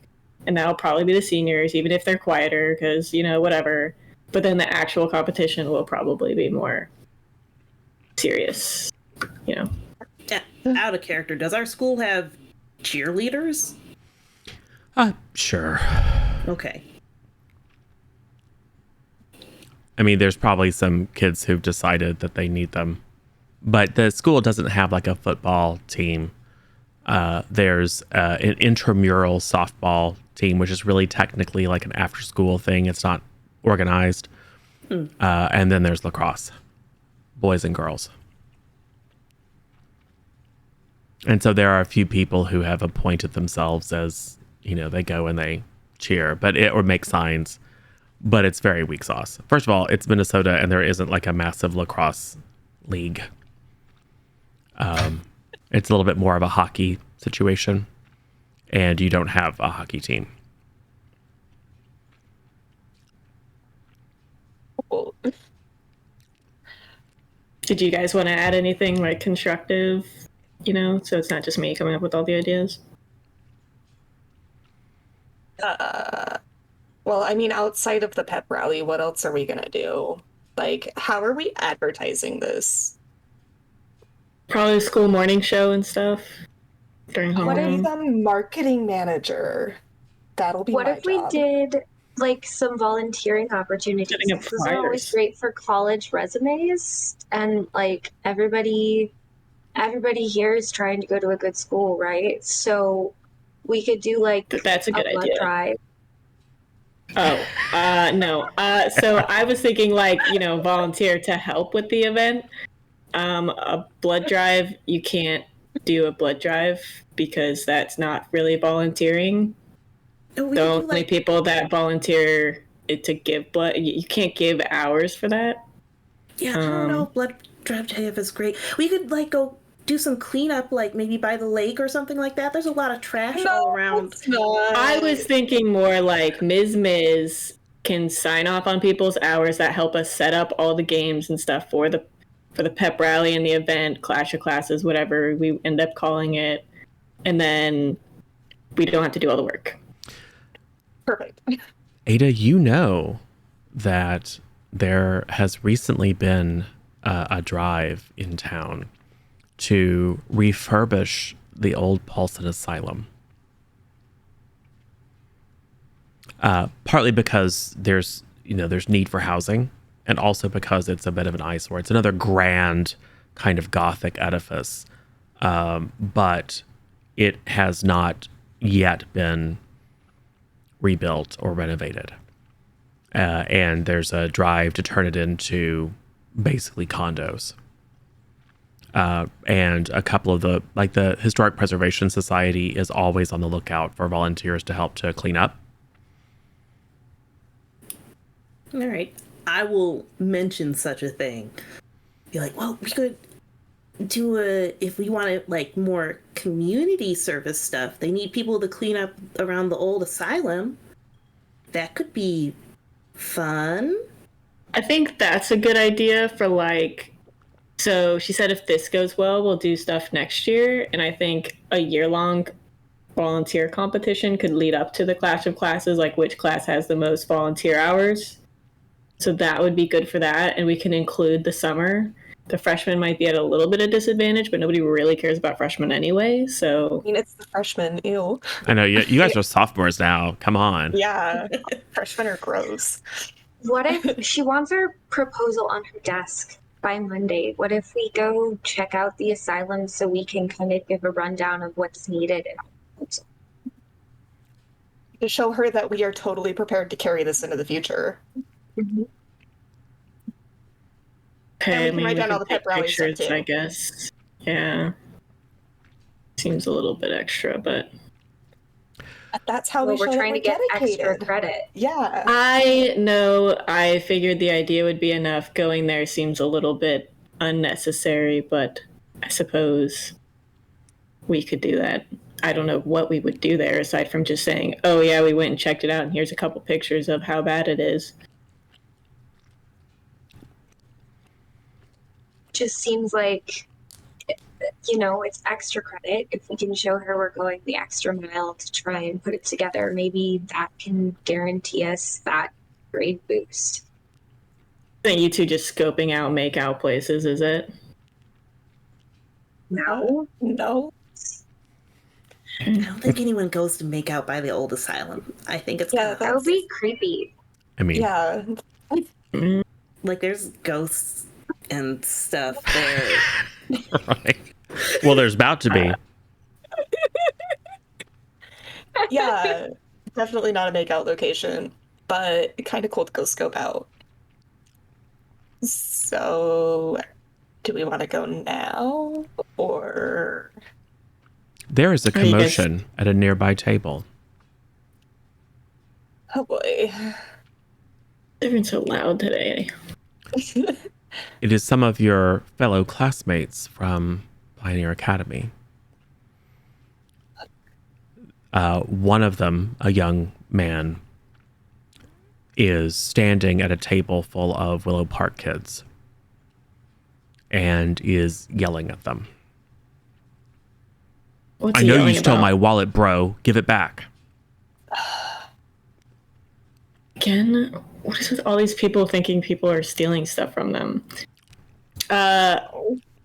Kim, do you have it by chance, or do you see it somewhere? Kim, did you steal it? I'm on the inside of the booth. I didn't touch anything and I don't see it.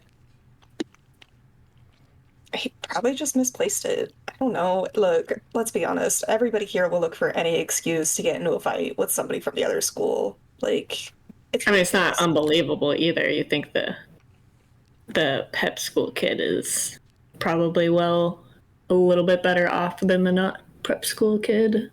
So maybe he did steal his wallet. Who knows?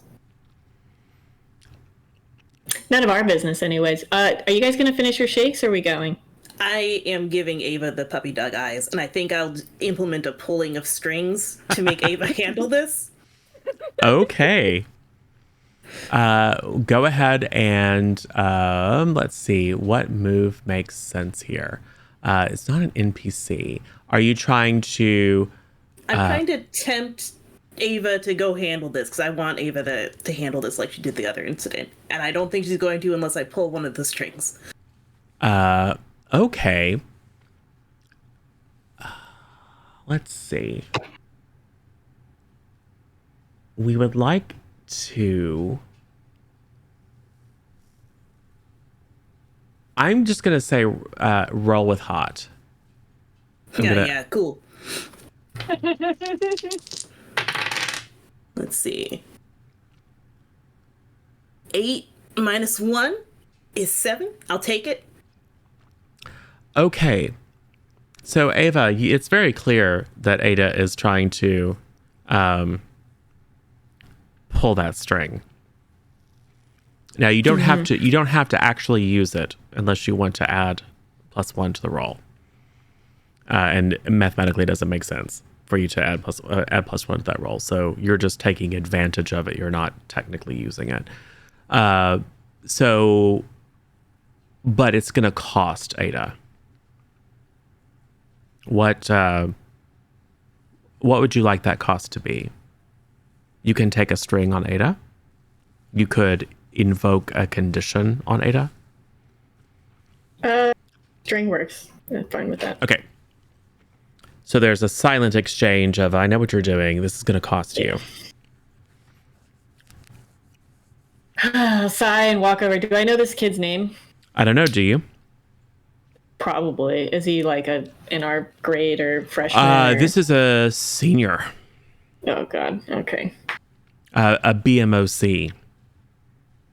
All right. In that case, I'm going to attempt to use Hypnotic, Okay. which is one of my playbook moves. So I'm going to walk over. I'm going to be like, I'm going to kind of like nudge him on the shoulder and be like, hey, you're going to get the rest of us kicked out of here and ruin a perfectly good after school spot. Why don't you sit down, file a police report like a normal person if you think they took your wallet. And then I got to roll with hot, which is +1. Okay. This individual's name is Brody, because of course it is. Cool. Brody Chase. Okay. Do we Quite have any popular, minor boons? Very wealthy. No, I don't know. We were down to 0. Let us check the status. See what narrator, but no, we do not. We have 3 majors, however, which would allow you to reroll up to both of your dice. Okay, I'll just re-roll one of my dice. Okay. I only needed +1 more. Okay, cool. So now that gives me an 11. All right. So 10 plus, they do exactly what you wish and have no idea anything is wrong. Cool. And we use that major boon. We have 2 major boons left, 0 minor, 1 major bane, 1 minor bane. Yes. So tell us what it looks like when you use your mesmerism. It's probably like after I say that, or like I make sure I catch his eyes and get eye contact, and I kind of hold it to where he can't really look away, and then say what I say, and then kind of like my intense look and his intense look kind of go away. Yes, and he calms down. Because you have controlled his mind, he gains a moment of clarity. Oh, you're right. I gave it to her. Why did I give her my wallet? I'm sorry, bro. I forgot that I gave it to her. Never mind. Sorry.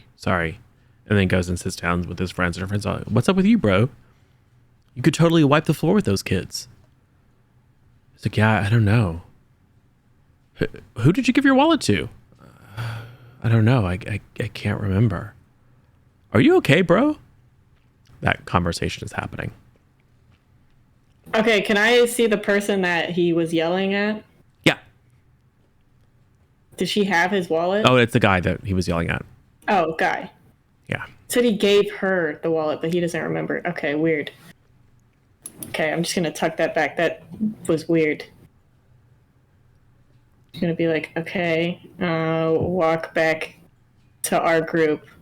That was really weird. Dude's a little off. Well, there have been a variety of recreational substances making their way through town recently, so maybe he partook. There are a number of kids, including some Pioneer Academy kids, that went to a party a little while ago and weird stuff happened. Fair enough. Back during the spring break. But, Yep. you know. I'm gonna give Ada a look of like, happy? And I'm just like, thanks. You're so good with people. So, what happens now? Crisis in the shake shop averted for now. Isn't it like really weird that these people keep having things stolen, but then they're like not? I guess. Are we going or? before somebody Yeah, else decides something of yeah. theirs is stolen. Yeah, let's go, I guess. This is not how I imagine spending Friday night. Kind Did of mumble under Ava, my breath, me either. But you invited me here. did Ava, I'm sorry, mention specifically what the guy was saying afterwards, or did we overhear it or anything? I mean, this is not a big place. You probably all Okay. overheard it. Okay.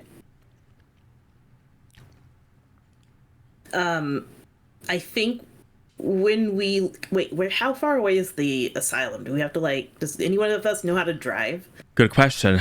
You're of an age that you could certainly have a license, but you Yeah. might Oh, also I would- have mopeds or bikes or.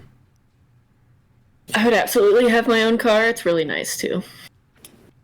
All right, Perfect. so Ava's our ride. I don't think I have a car. Oh, And I don't sorry. think It's only a 2-seater, so only me and Ada. That's fine. Unless you guys want to like try to fit in the trunk. It's fine. I have a car too. And it seats. Yeah, it'll seat up to 5, so we can just take my car. Maybe your great aunt gave you her car. Maybe and it's got it's got like a counter cozy, and it's got like all kinds of Afghans and it's the Grand Marquis. it's a Grand Marquis. Oh God, yeah. Your great aunt's friends eventually convinced her that she needed to get a more modern, fuel efficient car. Yeah. So she handed down her Grand Marquis. Yeah, and I was a little upset about it because I was like this close to getting like a nice new car, Yeah. but And then your mom was like, "No, it'll make her so happy." Yeah. fine. So I mean, I'm not joking. Like the seat covers are clearly like hand crocheted, Yeah, which is and I great like, in the like, summer because it's like it's wool and it very knobbly, so you get like prickly heat on the backs of your thighs from sitting in it. It's great. It's great. Yeah, it's wonderful. So do we all just go look at your car, and then Ava's like, "Yeah, we'll drive separate." Charming. Yeah. Look, I didn't ask for it. Clearly, who would? It's a tank. And your auntie assures you that its substantial frame has saved her life on multiple occasions. It also has never been driven until you got it above like 15 miles an hour. Yeah, it struggles to go sometimes. It's not used to it. It's She actually drives got a really pretty slow. powerful engine. I mean, its suspension is like a big sack of marshmallows, but it's got some get up and go. It's just that your great aunt never really drove it. Never pushed it. Yeah, never really pushed Yeah. it. So cool. So you pilot. So what? Mia and Kim pilot into the Grand Marquis, and Ava and Ada in Ava's convertible. We'll say. Yeah. Yeah. Just in case I have to go somewhere later, you know. You never In case know. you get hungry. Oh, I'm very hungry. I didn't have my after-school snack, thanks to somebody. So while we're in the car, I was wondering if I could gaze into the abyss Sure. to see if I can, because he said he gave it to her, and I'm Yeah. like, who is her? Yeah. So maybe I have some ghost visions or something. Yeah. Absolutely.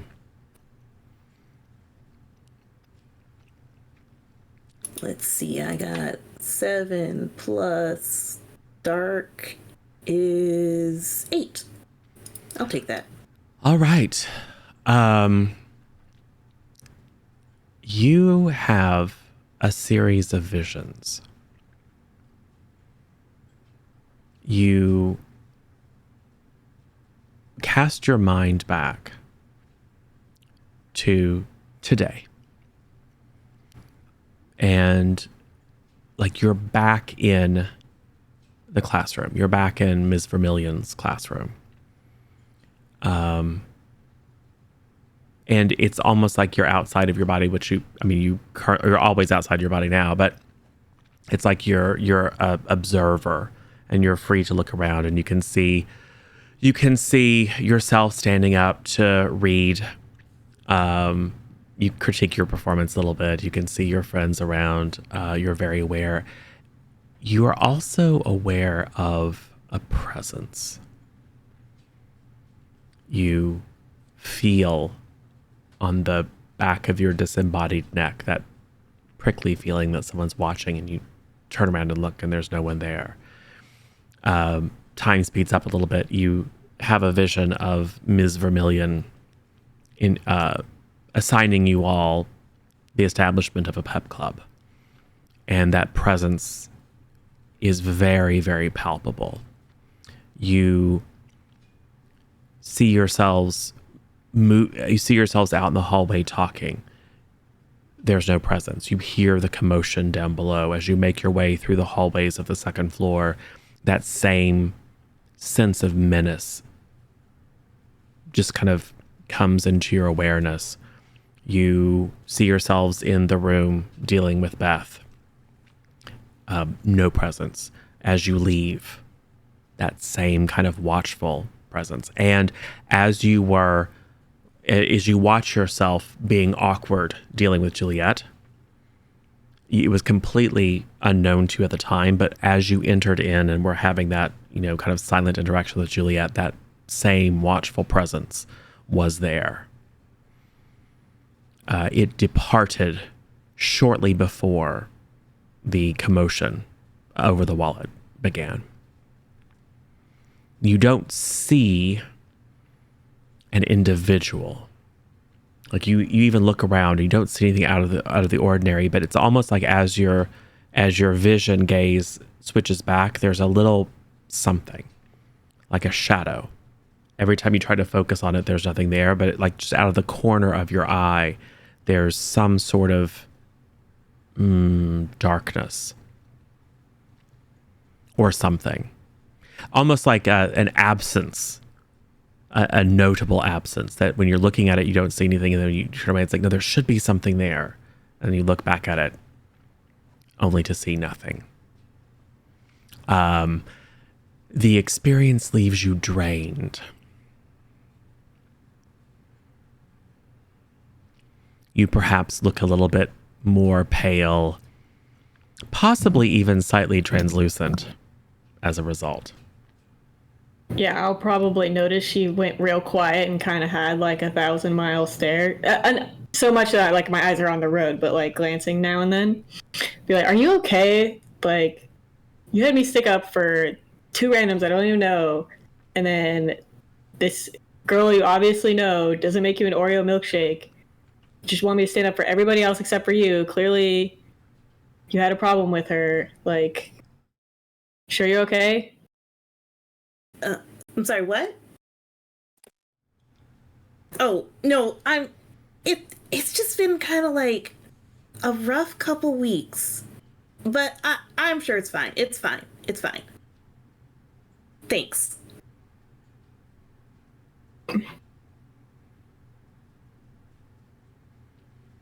Seriously though, if you would have told me before you came back with a chocolate milkshake, I'd have made her make you an Oreo milkshake.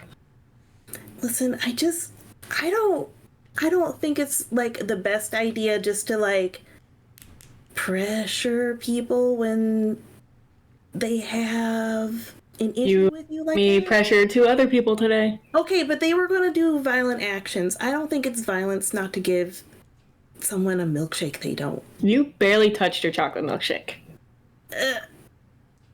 Yeah, it tasted kind of funny. But I don't think that was her. I've been a bit nauseous recently. You pregnant? What? No. I'm just asking. I would support you. I just, have to ask. She blushing now, even though she pale. Yes. Your cheeks are completely solid. The rest of you is maybe slightly translucent and ghostly, but the embarrassment is definitely real. Does Ada have a significant other? Does Ada have a crush? She doesn't have a significant other. I'm just going to assume that she low-key has a crush on Ava. Okay. Probably from whenever. Yep, sure. All right. But, like, Ava's too cool, so... Yeah. And I've just adopted Ada because she saved my life, so... Yeah, but obviously, what if? Cool. So it's not a long drive. You head up from downtown. Well, you head over to the main north-south road. And it kind of runs near the lake. You head up to the North Bridge, cross over it, pass by the Grace Lutheran Church, which is on the lakeside. Pass by the old mine road that goes off into the woods, leading to the now derelict Paulson mine, and then take a slightly overgrown cutoff heading up to the north. This was once a kind of a grand avenue that leads into the grounds of the old Paulson Asylum. You approach, it is walled, so there are probably 12-foot high stone walls with a very large wrought iron gate. The gate has been broken into a lot. Jeff from Health and Safety comes out every other week to replace the padlock. But as soon as he does, someone finds a way. And I'm sure someone here knows like 5 or 6 different ways. Like there's a place with a crack in the wall that you can get in. So it's not like you it's not like it's going to be difficult to find your way in. However, we'll say that earlier this week, Jeff from Health and Safety did, in fact, replace the chains and padlock. So getting through the gate. Now, you can probably like move it enough that you can squeeze through, but driving in is not going to be possible. That's fine. We'll say about the time that Ava is pulling over into the, like kind of off into the weeds, Kimberly's massive Grand Marquis comes crunching up the gravel. I'll just park it behind Ava. Okay. What happens? It's now probably, well, let's see, school lets out probably about 3:30. So it's probably about 4:30 now. You have 4 hours, maybe a bit more of sunlight.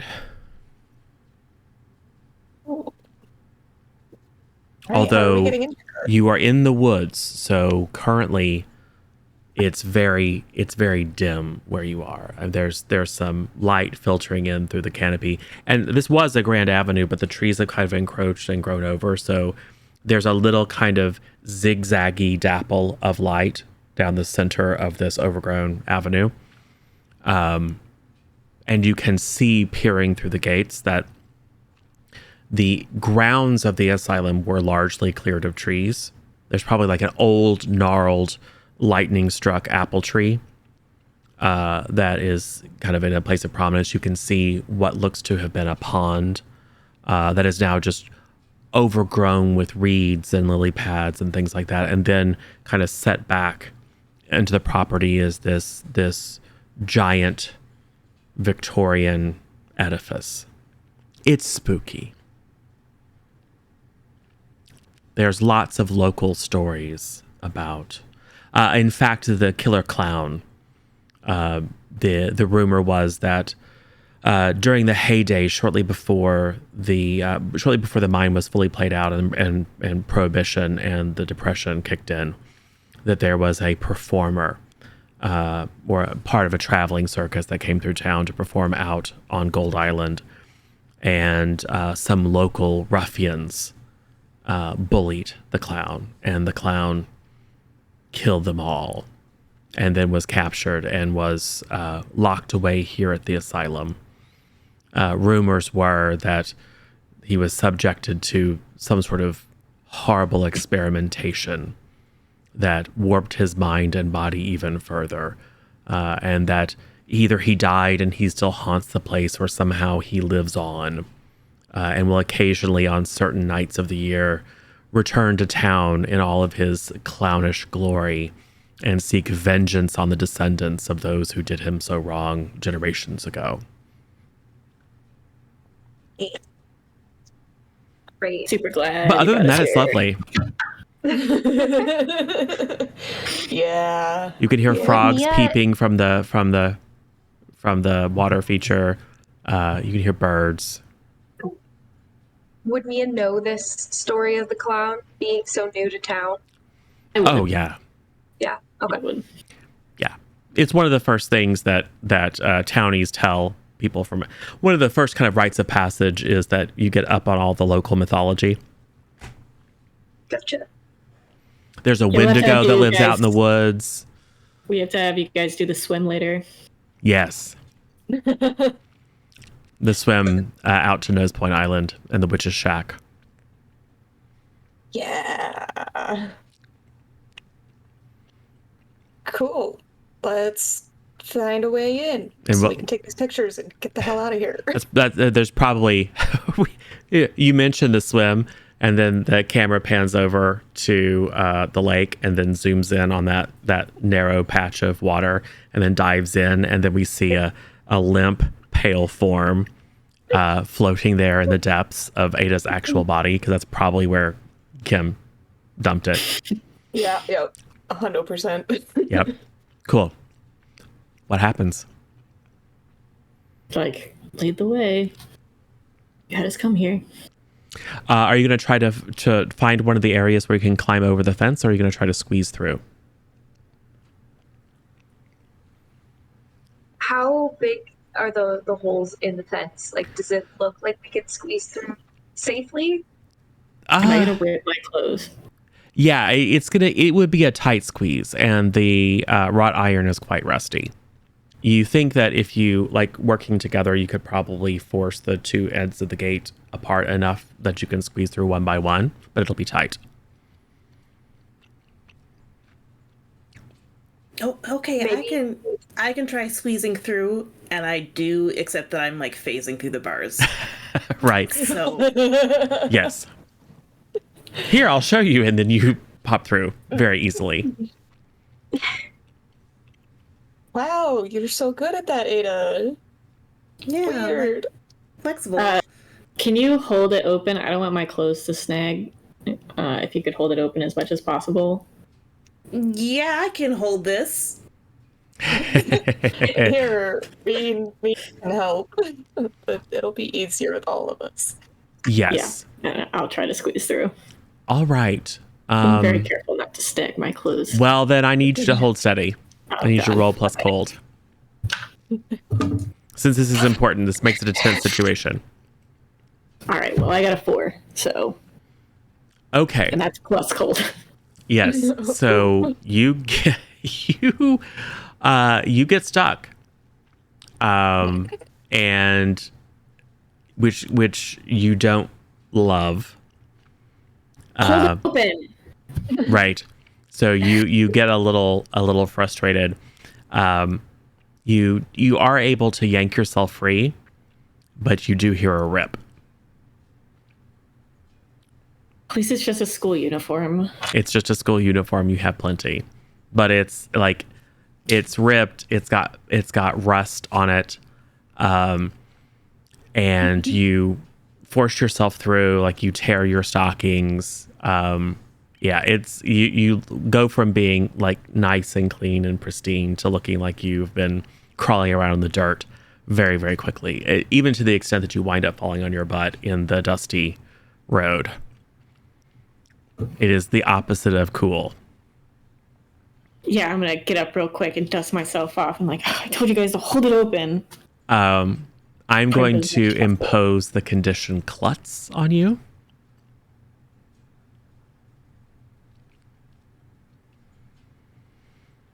And in jostling the gate, Ada made it look so easy, but as you have learned, the gap is significantly more narrow than you anticipated, And in your struggle to get loose, you kind of jostled the chains, and they have lowered down further on the bars, narrowing the gap further.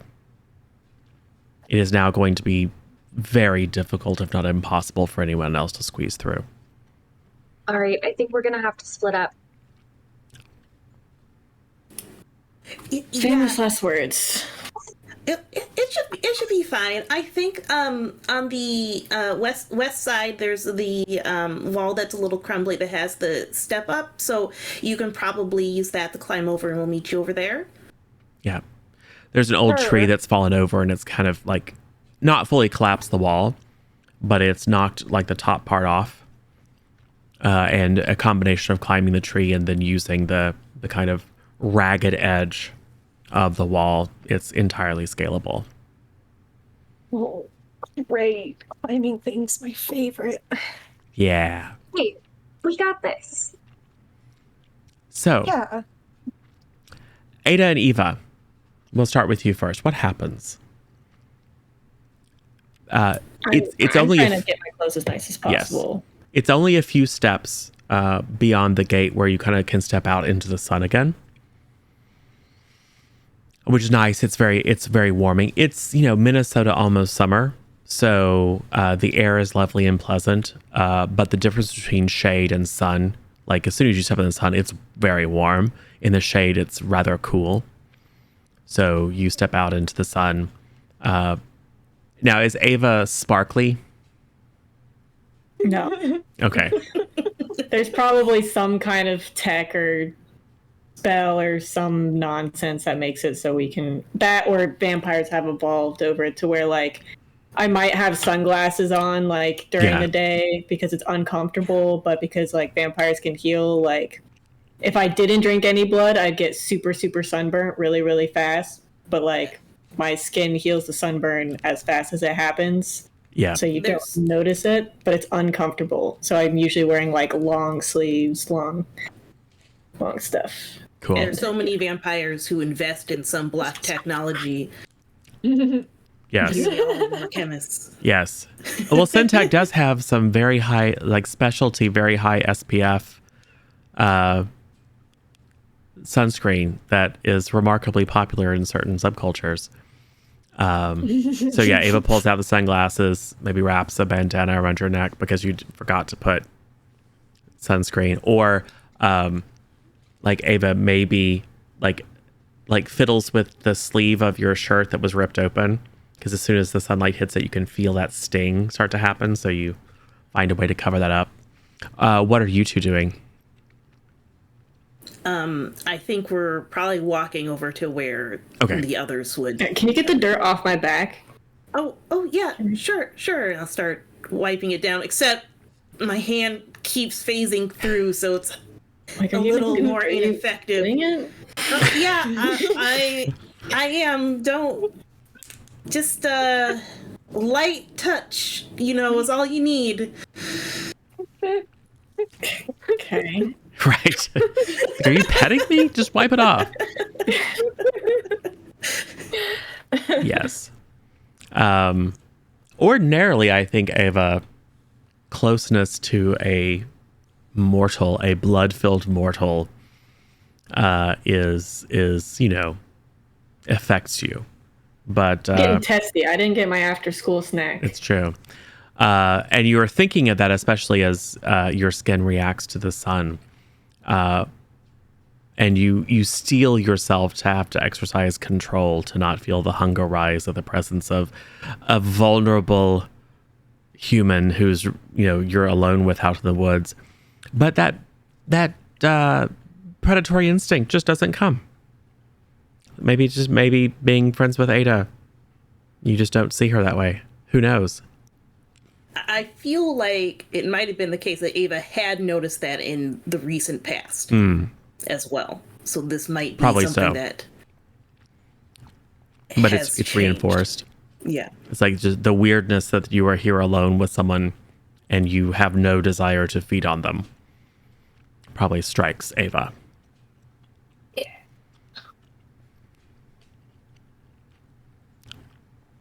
As we're walking over, I might mention like the the visions in general, like, hey, so earlier, I feel like we might have been watched every time something weird happened today at school and after school. But I don't know by what or who. What? What do you mean by what? You, like, something? A person? It's like a weird void in my memory of where they were. It's kind of weird. Who have you been hanging out with lately besides me? Like Kimberly. I went to her party a couple weeks ago. Because my head is like, oh, maybe she was under some kind of like vampire hypnotism or something. I don't know all the weird stuff that happens. I know weird stuff exists, but I mean, you know, you exist and your weird stuff. that's so you think something or someone has been watching at this whole time? Did you say did you say you had a vision, or are you just saying you feel like we were being watched? I think I'll say I'll feel like we're being watched. I think it's weird to say you had a vision. Yeah, agreed. You don't want to be weird or anything. So do you feel like we're being watched right now? No.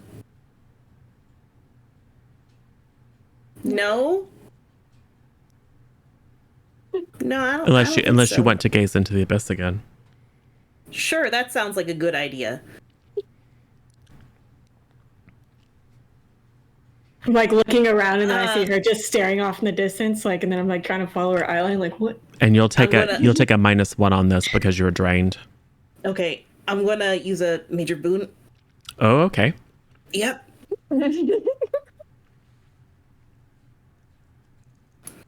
Let's just re-rolling both of those dice.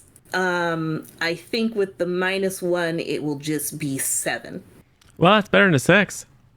It is. All right. You don't sense anything. And then you sense something. You sense a couple of somethings. You sense a presence. No. 2. No. 4. No. A lot. Maybe I shouldn't have done this in a haunted asylum. There's a presence watching you from the pond. There's a flash of someone hanging from the apple tree, watching you. There are presences watching you from the broken windows of the asylum. There's something in the basement that is not yet aware of your presence, but it is waking. And there is something out in the woods. So, Kim and Mia. Oh boy. Great. It's us. We're the ones out in the woods. Yeah. Don't worry. I don't have a demon in my backpack. Fanny pack. Fanny pack demon. Fanny pack, yes. Feed it a couple of raisins, it'll be fine. That's how I pay it back. Yeah.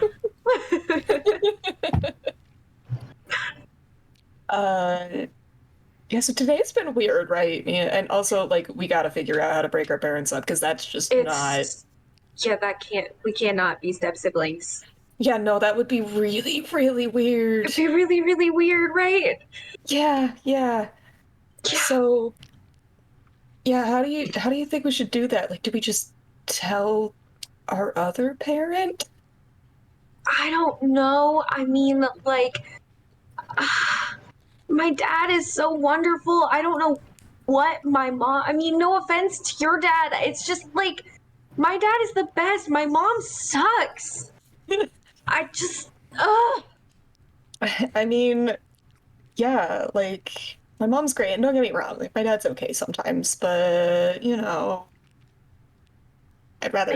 I don't understand how they can just, like, how they can just throw true love away like that. It's just...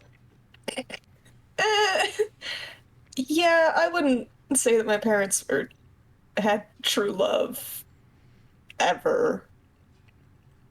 That's really sad. Yeah, that's fine. They're like still like super successful or whatever, so I'm sure they find happiness in something, just not each other. But like, we have true love, right?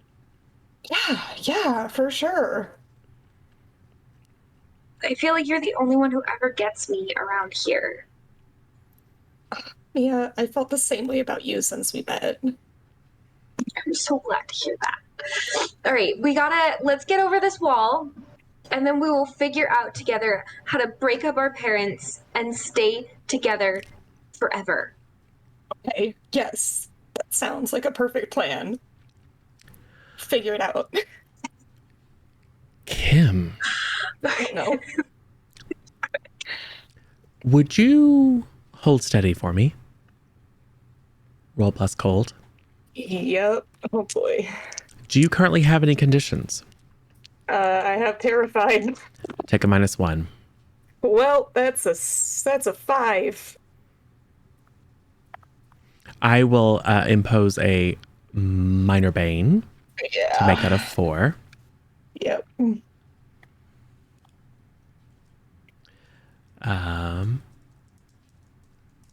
Cool. So you are. Maybe there's a little bit of ambivalence in you because you're somewhat manipulative, but it is. But I will say that in that moment you feel how much you value Mia and how important she is to you. And maybe there's a momentary recognition that at least in that place and in that time, Mia is the most important and valuable thing that you have. She wants Mia. The thought occurs to you. She wants the most valuable thing that you have. And you want to give it to her. You can't see her, but you know she's there. How are you going to give her Mia? I'm gonna look at Mia and be like, look, they can handle the asylum stuff. I'm feeling so many things right now, and I mean, the woods are pretty private, so why don't we just, you know, head in there and have some time with just us? So we'd help them. Well, we can go back and help them. It won't take that long. Okay, let's go. Cool. Text them in the group chat and be like, "Are you guys coming or what?" Text them. Silence the phone. We went east, not west. Oops. We thought you said circling east. around. Okay. So yeah, we'll just lead her into the woods, and I do keep a dagger in my backpack as well. So I think I'm reaching in and just kind of curling my hand around that handle as we're heading into the woods. Yes. So, Ada and Eva, you've just gotten the response. Oops, we went the wrong way. We'll be there in a second. I look up from my phone. I'm like, "Are you okay? What are you looking at?" Well, we're being watched by a lot of things. Like a lot of things. Are you okay? Can I like feel her forehead? Yeah, it feels very cold. Yes, it's very cold. Cold, and it's like your hand goes into it about 1/4 of an inch. Do I notice it goes into it 1/4 of an inch? I mean, Ada is sit drained, down. so it's your choice whether you notice it or not.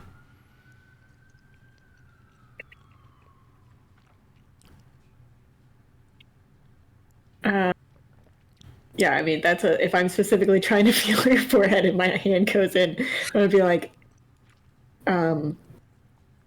Ada, Well, yeah? Are you feeling all right? Why don't you sit down? Oh, I'm fine. I'm fine. Don't worry. Don't worry. I'm gonna take something out of my pocket, like a little makeup thing or something, and be like, think fast. And I try to catch it, and it goes through my hand. Yeah. And then I just look at you, and I just freeze. And I go, I'm missed. Oh, so you could probably go get it. Yeah. And because of the nervousness, it disrupts your ability to hold yourself physical for a moment. So not only do you miss it, but you momentarily go transparent. You missed or you're missed? What? Ada.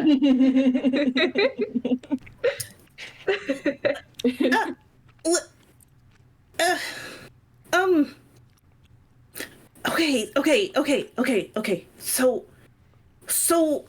So like at the party at Kimberly's house, I think I like died and I came back as a ghost and I don't know what's going on. So it's been just a little rough the last couple weeks. She's trying not to cry. Oh. We'll figure this out. Together. Oh, this makes so much more sense now. I'm thinking about like not being thirsty, but she doesn't know that obviously. I'm like, oh, that makes sense. So this happened a couple weeks ago. Did you like take any drugs, or do you think you like overdosed, or someone spiked you? You don't really seem, no offense, you just don't seem like the type to, partake. I mean, there were drugs there, but I don't think I had any. We were doing the spin the bottle game, and I was supposed to go in the closet and wait for the surprise. And then I think I was stabbed. But it gets a little fuzzy around there. You were stabbed at the party? In a closet? That doesn't make it better. It was in the basement? A closet in the basement. There was weird chanting afterwards. Oh, I don't think I was around for that part. Okay.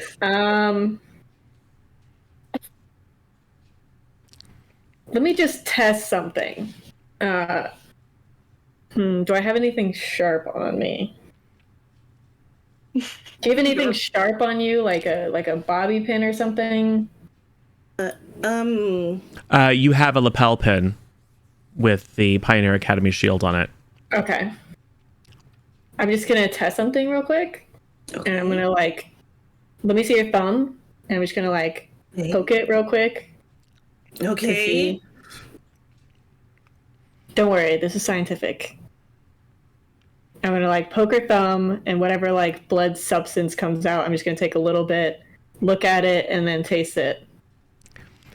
Yeah, it is a kind of silvery liquid that, as you smell and taste it, there's a flavor when you drink blood.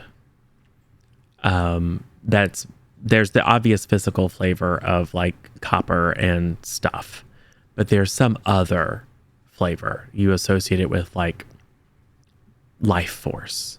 It's what carries memory and emotion. And this is very much like that, but without the copper, without the physical or organic piece. There's some faint wisp of that life essence contained in this silvery ectoplasm. Yeah, that's not normal. Ada also looks confused, but also blushing. Also, I have my other move is the feeding. So if I feed on blood for the first time that you've been fed upon, we both mark experience. Sure. Do you grab the thumb and pull it into your mouth? Say yes. Yeah. We'll just do it. We'll just I can't. Let me. Let me just taste a little bit more. You start chewing on the tongue. Yes. Yeah, that's not normal. Oh, is this what like diet soda? It's like, Right. It's like, is that aspartame? Yeah, it doesn't have that like coppery taste that like we normally get as alive people when like you like cut your lip or something and you taste it. Oh, yeah. Like normal life people, right? Yeah, I guess that makes sense. So you were murdered, and that's something we're gonna have to deal with. Oh my God, where are they? We need to talk. We're gonna have a talk with Kimberly, and I think this is the perfect place to do it. Oh, Just saying. right. There was also a presence out in the woods. Yes.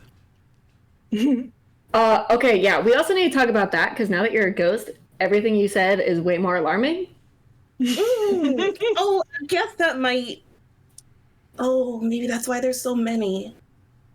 You think they're ghosts, like other ghosts? That makes sense. We're like in the weird, creepy asylum. We are in a weird, creepy asylum, and there are like that one's hanging from a tree.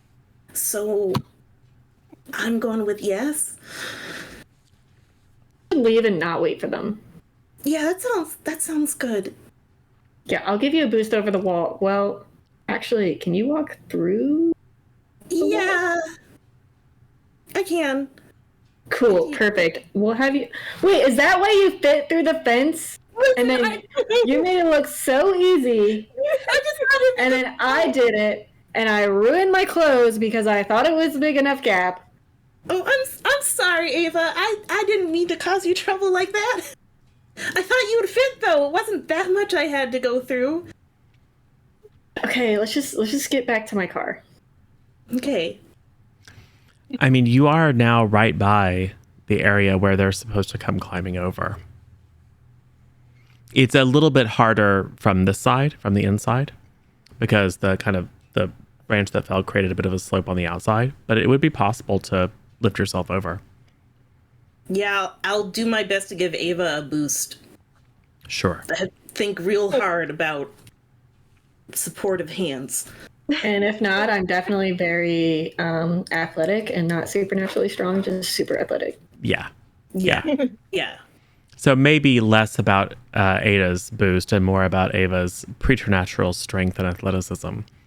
Ava's able to pull herself over the fence. Ada? And then I walk through the wall. And then I'll look out. I'll look out to make sure they're not over there before I'm like, okay, come on. And I just. All right. Oh, that's so cool. That's so useful. We are so using that later. We are? Okay. So, some short distance away, Kim and Mia, what's happening? Kim, what is happening? Well, just girl things. No. Yeah, that's that stuff. Where am I feeling like I need to take her? There's a bit of a hollow. Just a depression. Like, think of it as a shallow ravine. A private spot. You can clamber down. There are, the trees here are very, very old, so you kind of have to crawl over some tree roots, but they form almost like a ladder. It makes it very easy to get down into this ravine. It's quite cool down here. The smell is very earthy, very green.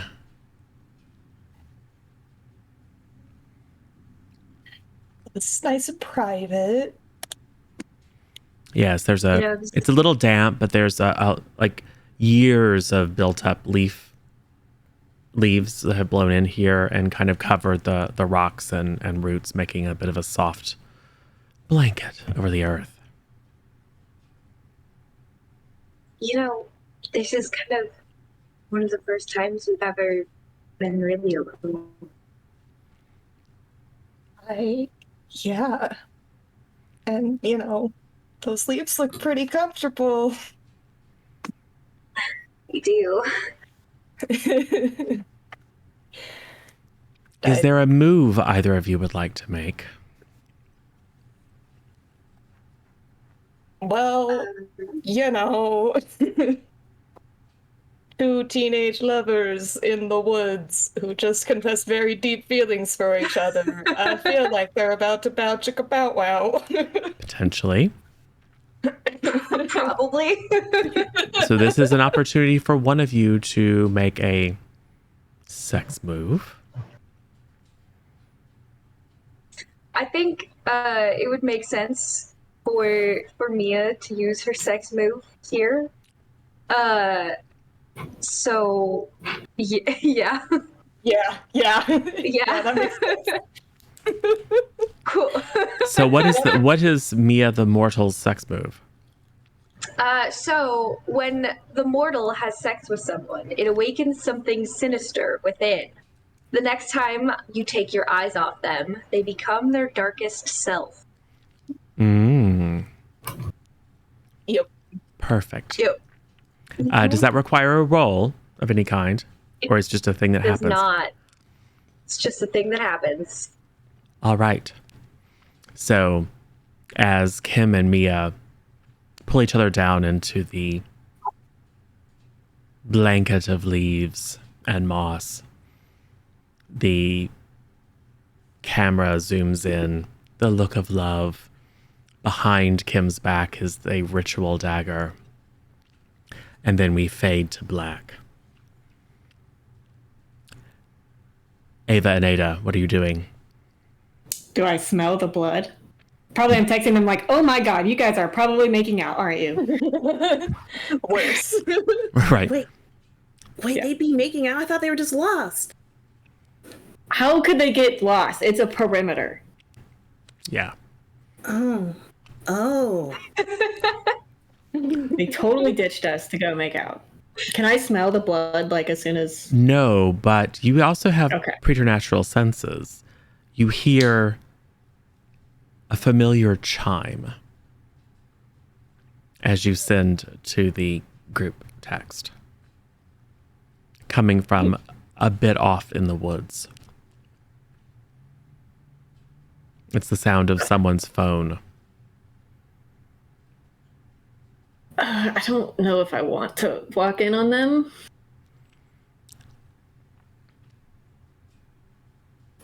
Okay, but like this. You said there's a presence out there. Yeah. Is it like a bad, like evil, like it could kill them presence? I think all of them are kind of like that. If I was, But shouldn't we like leave? that- I mean, they ditched us. Oh, I don't think that'd be very nice. Puppy dog eyes directly at Ava again.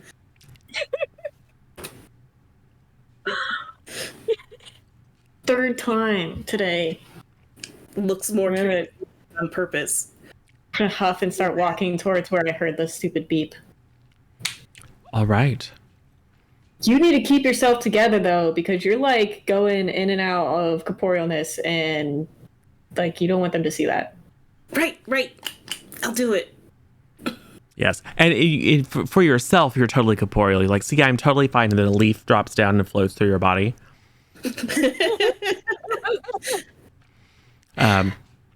Perhaps Eva sends another couple of messages just to follow the ping. It takes a minute or two, but eventually you kind of make your way around the bole of this massive, massive tree. And there before you, you see this bit of a ravine. You see Kimberly. You see no sign of Mia. And what does it look like? Because Mia's eyes are no longer on you. What does it look like when Kimberly steps into her darkest self?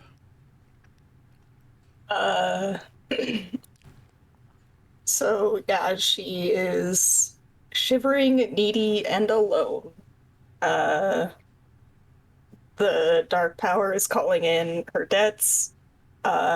She is without any abilities. And yeah, she looks very distraught, especially because Mia's gone. Yeah.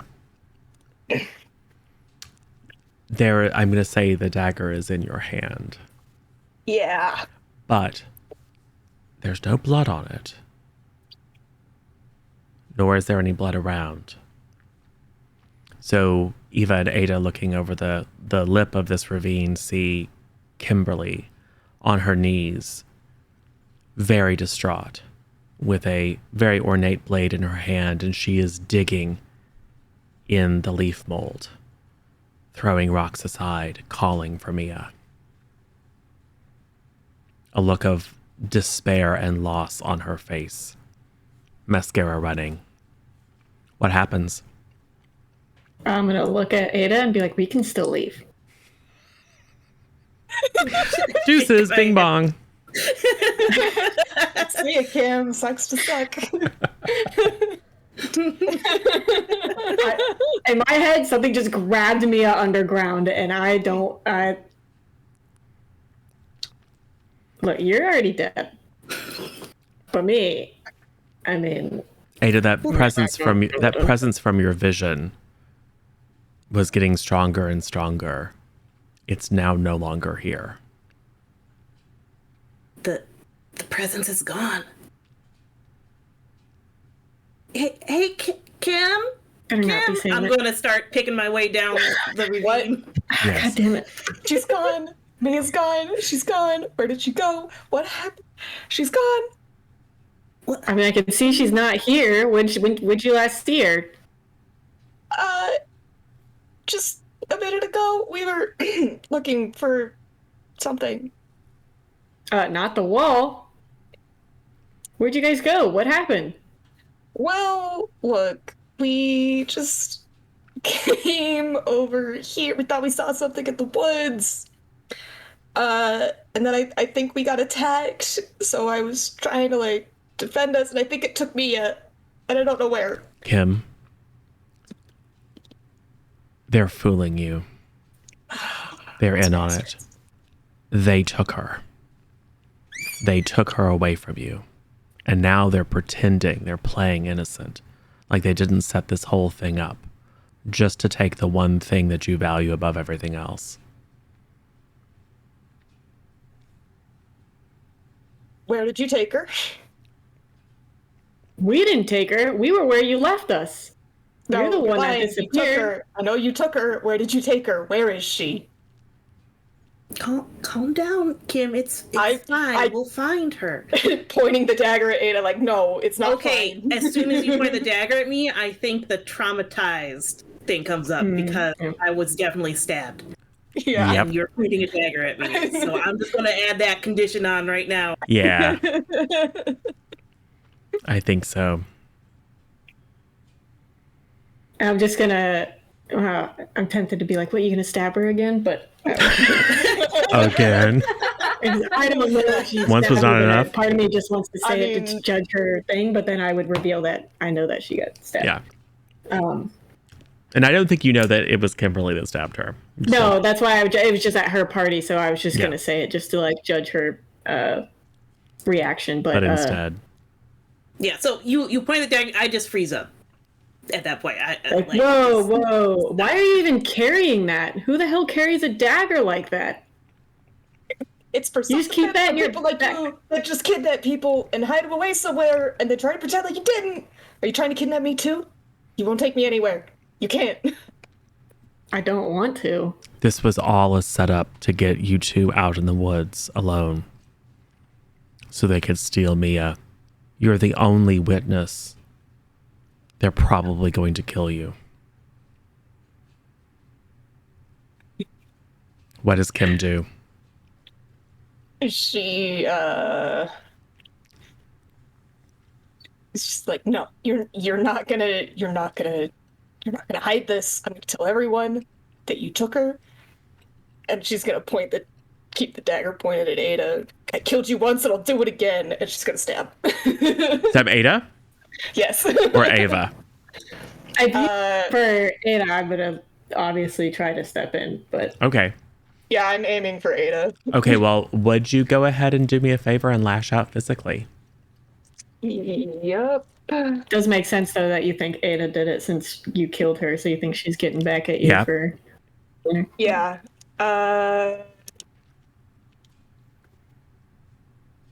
I'm gonna use a major boon. Okay. How How dare dare you?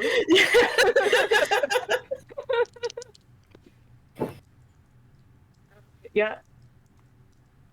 That's a I mean, if you miss it, literally just 7. goes through. Yeah, it's a 7. Cool. You harm them, but you choose one. They gain a string on you. They can deal 1 harm for you for free. You can't become your darkest self because you already are. Yeah, I'm already there. So, do they gain does Ada gain a string on you, or do they do 1 harm to you for free?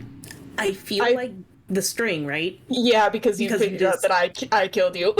Yeah. Yeah. Yes. All right. So Ava is trying to insert herself in the situation, but Kim is very practiced with the dagger Yeah. and plunges it into Ada. I'm gonna Go ahead. pull one of my strings on Ada to add an additional harm. Okay. Cool. So that's going to be a 2 harm. Now, it's odd because you don't have a physical body. It's more that as the dagger slips into your chest, Ada, you don't feel it, but you remember it. You have a moment of split consciousness. Suddenly, you're in a dark closet.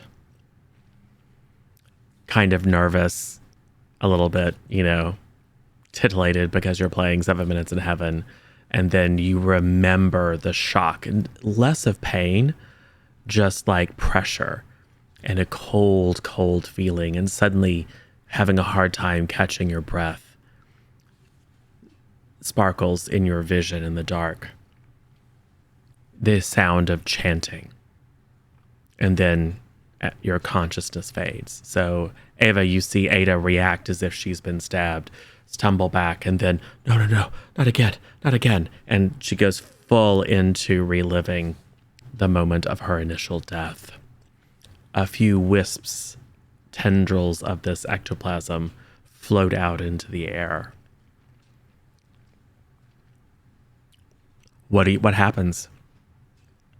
I'm gonna try to insert myself and hypnotize, which will probably not work, but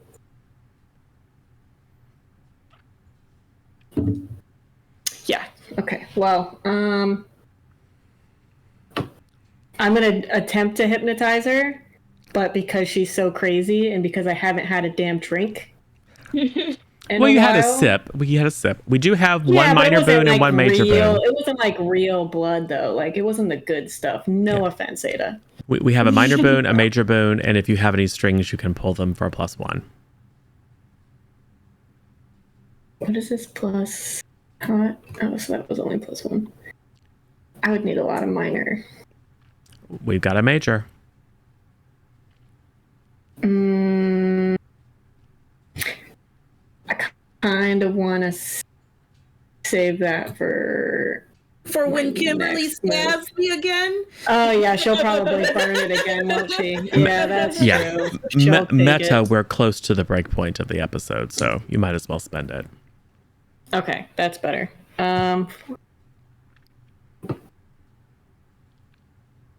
Okay, so that's a 9. So the hypnosis works, but choose one, which probably their sanity is unhinged. Yes. The hypnosis works. It's very, in some ways, similar to the experience of the Steak and Shake. Kimberly freezes, drops the dagger,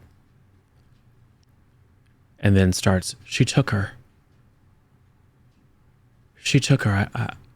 I realized how important she was to me, and then she came and she took her. Where did she take her?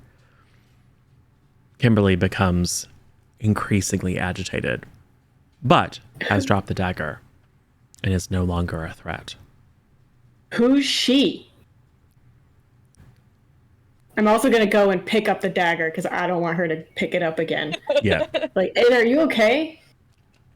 Ada is not okay. She is probably still reliving the whole stabbing thing, which is probably unpleasant for everyone. She's not like bleeding or anything, is it? Is she like went through I her? assume there's an active ectoplasmic situation. Okay. Yeah. I don't know how to fix all that. I'm gonna assume you're okay, like physically. I mean, it's not like she can die. Right. That's why I'm like. Something's happening over there, but we're not going to worry about that right now. Okay, just sit down for a little bit. Who is she? I don't know. Yeah, you don't know. In that moment, you aren't even conscious of the words that are coming out of your mouth. I mean, part of you hears them, but only part of your mind was ever aware that she was there, that she wanted what was most valuable to you, that she felt she was owed what was more valuable, what was most valuable in life to you, and that she indeed took it. You no longer feel like Ava and Ada set you up or that they took Mia. You know that you gave Mia away, but you don't know where Mia is. So as Kim screams out in frustration and anguish, as Ava coddles Ada to see, like, I don't know, put pressure on the wound and the ectoplasm just flows through your fingers, we cut to Mia, who is very much alive in a dark, dark place. You are on a pile of things, trinkets, knickknacks, hundreds of them, some very old, photographs and books and ledgers that are crumbling, jewelry. There's a child's like rocker, like a crush, with lace trim and bedding that is, like, as you reach your hand out to it, there's a little tiny bit of dim light coming from somewhere far above. You reach out to it and it crumbles away to dust. There's a smell of decay here, but also a smoky smell, like a bonfire, but like an old bonfire, or like a place where, or like a cold fireplace, like the after effect of a great fire. You look around, you're disoriented. The last thing you remember is embracing Kim in the woods. You're not quite sure how long it's been, but you're not in the woods anymore. And you begin to realize you are not alone. And that's where we'll put a pin in it for this episode. Things got super dramatic there at the end. Come back next week and we'll figure out how people like deal with the consequences and trauma. Oops. Much has been revealed, and more secrets are yet to come out. So cool. Hey, let's do the thing where we let everyone know who you are and where they can find you next. We'll start with Tough this time. Very cool. I am 98 Tough Love, or Tough for Torfulton, or some other variety of nickname. I'm a variety streamer on Twitch. I play lots of different games. Sometimes I run games. Masks Unfathomable should be coming back this June. So looking forward to that. And yeah, I think that's it. Go SJ. All right, I'm SJ, or SJ underscore sidekick. Do not stream, but I play a lot of games on here. Very rarely run them. And yeah. I don't know who's next. I can't see the stream because of my internet. Pip's next. All right. I also can't see the stream because internet. So hi, my name is Piper or Pip. I stream here on Twitch sometimes as Props Piper. You could also find me on Twitter and Instagram at Props Piper. If you want to stay tuned on when I will be back to the streaming thing, definitely join the Discord and stay tuned on my socials. It's been a minute, but hoping to get back to it soon. So I'll see you all there for variety streams and stream raiders and probably some more here eventually too. Yes. Let's throw it up to Misha. All right, I am Misha_lesson3 on Twitch. Not that I really stream. You can find me on Twitter at Misha Weha. That's Misha with a WEHA at the end. And I'll be back here next week for the continuation of this story. Yes, and I am Zero or Zero Daylight or Michael or DM or GM or Keeper or whatever it happens to be. I run games a couple times a week here, occasionally get a chance to play here. You can also check me on Wednesday nights over at the Duckwork channel and Sunday evenings here actually very soon over the Juices TV program and Listen T channels where we do similar stuff. So our shtick is that we play largely more narrative or cinematic TTRPGs, a little bit of D&D, but not much. So mostly smaller games that run on systems that are a little bit more rules light and a little bit more focused on character and story, like the Powered by the Apocalypse games. This is one of those, as is Masks, as is Brindlewood Bay, as is Monster of the Week, and even our own custom Fairy Tale Noir. Powered by the Apocalypse hack. We also run a fair amount of Modifius's 2D20 system. So like if the Star Trek game is Modifius 2D20, Dune was 2D20, and upcoming we will have a Fallout game that will also be Modifius 2D20. So and then a bunch of other kind of random smaller games that suit IPs we love or let us tell stories. If you are curious about what we do, number one, if you haven't already, hit follow on this channel on Twitch. Head over to cpluscontent.tv, which is our YouTube channel. Subscribe over there. It is free. You can also hit the little alert bell to be notified when there is new content available, which is roughly 24 hours after it is broadcast live here. And if you're curious about what we have on the calendar or have feedback or want to see awesome fan art or share pictures of dice and book collections, etc., you can head over to community.cpluscontent.tv, our Discord. Hit us up there, join in the conversation. And yes, we'll be back next Thursday. Next Thursday. This is Sunday. We'll be back next Sunday for part 2 of a 3-episode arc of Pioneer Academy Pep Club. Pip will not be here because her character is currently somewhere else, but will be here in spirit and will continue to play an important part of the story and the plot. So yes, and we've got some other stuff coming up. As I said, head over to our Discord and check that out. Is there anyone we should raid to, or should we tell people to go get a drink and a snack and come back and join us here in about 30 minutes? Let's do that. So I'm not going to raid out. Just come back and join us over at the Juices TV program and or the Lissa T channel when we pick up the second part of a planned 2-episode arc of Minnesota Smith and the Temple of Boom, a story of 4 archaeologists who kind of fail at everything that they try, but in very comedic ways. We'll see if they're able to beat the evil forces of Phantom to a potentially world-ending ancient artifact. So come back, stay tuned, and we'll see you all soon. Thanks, everybody.